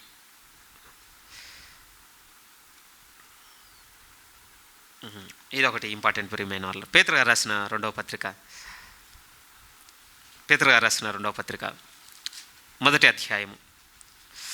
ఒక 10 నిమిషాలు, మోస్ట్లీ 5లోపు క్లోజ్ చేస్తాను. 5 నిమిషాలు. పేతురు గారు రాసిన రెండవ పత్రిక మొదటి అధ్యాయం 5 నుంచి మీరు 11 వరకు జాగ్రత్తగా చదివారనుకోండి, ఇక్కడ ఏం కనపడుతుంది అని అంటే, మనలో అలవడవలసినటువంటి సద్గుణములు రాయబడతాయి ప్రియమైన వాళ్ళ. దీంట్లో మీరు ఎదగండి, దాంట్లోకి ఎదగండి, దాంట్లోకి సో ఒక 7 విషయాలు చెప్పబడతాయండి. సహోదర ప్రేమలోను, జ్ఞానంలోను, సద్గుణంలోను, సో దయలోను, భక్తిలోను, అట్లా మీరు ఎదగండి. ఎందుకంటే ఇలాంటి ఎదుగుదలట కిందికి వచ్చేసరికి చెప్తాడు ప్రియమైన వాళ్ళ. ఇప్పుడు జాగ్రత్త 9 నుంచి 9. ఇవి ఎవనికి లేకపోవునో వాడు తన పూర్వ పాపములకు శుద్ధి కలిగిన సంగతి మరిచిపోయి గుడ్డివాడును దూరదృష్టి లేనివాడగును. మీరు చెప్పండి. అంటే మిమ్మల్ని ఒప్పుకోమన్నాను, కానీ నేను చెప్పేస్తాను, నాకు హక్కు ఉంది ఇప్పుడు చెప్పుకోనీకి. పైన 7 విషయాలు నాలో ఎదగలేదండి. మీరు చెప్పండి, నేను గుడ్డను అనుకుంటున్నారా? చూస్తున్నాను ప్రియమైన వాళ్ళ. ఏబుల్ టు సీ అంటాం కదా, నేను చూడగలుగుతున్నాను. ఎట్లా చూడగలుగుతున్నాను? వేషధారణకు ఇంకొక నేచర్ కూడా ఉందండి. కనపడంది కూడా కనపడుతుందని చెప్పగలమట, అంతే కదా, చేయగలం. అదే చేస్తున్నాను. క్లియర్గా చెప్తున్నాడండి పేతురు గారు. గుడ్డను అయిపోతావు అంతే. ఇంకా అందుకోసం కొన్నిసార్లు వేదన అనిపిస్తుంటుంది ప్రియమైన. ఎంత చదివినా కొన్ని దేవుడు అస్సలు చెప్పినట్టుగానే ఉంటాయి, అక్షరాలు కదిలిపోతూనే ఉంటాయి, అధ్యాయాలు మారుతూనే ఉంటాయి. అరే ఇన్ని వాక్యాలు చదువుకుంటూ వచ్చేసానే. మీకు తెలుసా, పూర్వపు సేవకులు కొంతమంది యొక్క జీవితాలు మీరు ఒకవేళ టెస్టిమనీస్ విన్నా కానీ చిన్న లిమిటెడ్ గింత స్టేట్మెంట్లతోనే మొత్తం ప్రభు వైపు తిరిగి గొప్పగా వాడబడినటువంటి వాళ్ళు నిలబడ్డారండి. ఎలా జరిగిందో తెలియదు, వింత అది. చిన్న వాక్యాలకు వాళ్ళేం అధ్యాయాలు చదివిన వాళ్ళు కాదు. వచనాలు ఆ తర్వాత చదివారు, నేను దాన్ని కాదంటాను. కానీ బిగినింగ్లో వాళ్ళని పట్టుకుని చిన్న వాక్యము నాకు అనిపించేది అదే ప్రియమైన వాళ్ళ. అదే వెలుగు నేను చదువుతున్న డే టు డే రీడింగ్లో ఎందుకు దొరకటం లేదు? మేబీ ఇదేనా మా రీజన్. కొంచెం గుడ్డిగా అయిపోయామేమో. కొన్నిసార్లు. అన్నిసార్లు అంత వెలుగుతో మాట్లాడతాడని నేను అన్నను ప్రియమైన వాళ్ళారా. నా బాధ ఏంటి అంటే ఆయన మాట్లాడినప్పుడు వినలేని ఒక స్థితి ఉంటుంది. మేబీ మీకు ఏలి సమయంలో ఎప్పుడు నేను రిమైండ్ చేస్తుంటాను, నాకు అలాంటిదే అనిపిస్తుందండి. సమయాలు వినగలిగి ఉన్నాడు, ఏలి వల్ల అసలు అవ్వటం లేదండి. ఎంత దూరం మహా అంటే అనుకుందాం, కొంచెం దూరంలో ఈయన కొంచెం లోపల గదిలో పడుకుంటాను, కొంచెం వరండాలో పడుకున్నాడు అనుకుందాం. ఇగో పిలిచావు కదా వచ్చాను, రే నేను పిలవలేదు, మళ్ళీ అదే రిపీట్ అయింది. అప్పటికి అర్థమైంది ప్రియమైన వాళ్ళారా ఏలికి. ఎందుకంటే ఏలి కూడా చాలా రోజులు వెనక్కి పడిపోయింది దేవుడు మాట్లాడడం. ఆల్మోస్ట్ మర్చిపోయాడండి ఏలి కూడా దేవుడు మాట్లాడతాడని. 3 సార్లకి అప్పుడు గ్రహింపుకి వచ్చింది ఆయనకి. ఓ అదే దేవుడు మాట్లాడుతున్నాడా, సరే ఇగో నీ దాసుడు ఆలకించుచున్నాడు, సెలవు ఇమ్మని చెప్పుపో. మీరు ఒకసారి ఆలోచించండి, మేబీ ఎట్లా ఉంటే ఎట్లా ప్రియమైన వాళ్ళారు మనం. డే 1 ఇక బైబిల్ అంతా తిరిగేగానే మీకు నాకు మొత్తం అర్థమైపోతుందన్న దాని గురించి కాదు నేను మాట్లాడుతున్నది. కానీ ఒక్కరోజన్నా ఒకసారన్నా మాట్లాడిన అనుభవం కావాలి మనకి వ్యక్తిగతంగా. అందుకోసం పేతురు గారు అంటున్నారు ఇక్కడ, ఇవి ఎవనికి కలిగి విస్తరించవో వాడు గుడ్డివాడును దూరదృష్టి లేని వాడు అవుతాడు. అంతేకాదు కిందకి వచ్చేసరికి ఒక పదం అంటాడు, అది ఒకటి చదవాలనుకుంటున్నాను ఈ సమయం. 10 అందువలన సహోదరులారా మీ పిలుపును ఏర్పాటును నిశ్చయం చేసుకున్నటకు మరీ జాగ్రత్త పడండి. మీరిటి క్రియలు చేయువారైతే ఎప్పుడునూ త్రొట్టిల్లరు. అలాగున మన ప్రభువును రక్షకుడైన యేసుక్రీస్తు యొక్క నిత్య రాజ్యంలో ప్రవేశం మీకు సమృద్ధిగా అనుగ్రహింపబడును. ఎందుకు ఈ వాక్యం దగ్గర పట్టుకొచ్చానంటే బైబిల్లో ఒక మాట చెప్పాడండి, వేషధారుల గురించి చెప్పబడుతున్నాడు. మీరు ప్రవేశింపజూచువారిని ప్రవేశింపని. అక్కడ ఆ నేచర్లో ఉన్న వాళ్ళకి అది క్లోజ్ అట ఆ రాజ్యము. కానీ ఇక్కడ చదువుతున్నప్పుడు ఇక్కడున్న వర్డ్ ఏంటో తెలుసా, మీకు ప్రవేశము సమృద్ధిగా కలుగును. ఆ స్టేట్మెంట్ కోసం తెచ్చాను ఈ వాక్యం దగ్గరికి. ఎంత గుర్తుందో నాకు తెలియదు, మీకు ఎంత ఉపయోగపడుతుందో నాకు తెలియదు. కానీ ప్రభు నందు ఒకటే చెప్తున్నాను ప్రియమైన వాళ్ళారా, వేషధారులను ప్రభు నిశ్చయంగా ఒక మాట అన్నాడు, వాళ్ళు గుడ్డోళ్ళు. మీరు నేనేంటో వ్యక్తిగతమైన ప్రశ్న. ఇక ఈ విషయాలు మనం కట్టుకుంటే ప్రభు వెలుగు మనతో ఉంటుంది. వీటిని మనం విడిచిపెట్టామా నష్టం ఒకరికే జరుగుతుంది. మీతో చెప్పేసాను, మనకు మనమే చేసుకుంటున్నాం.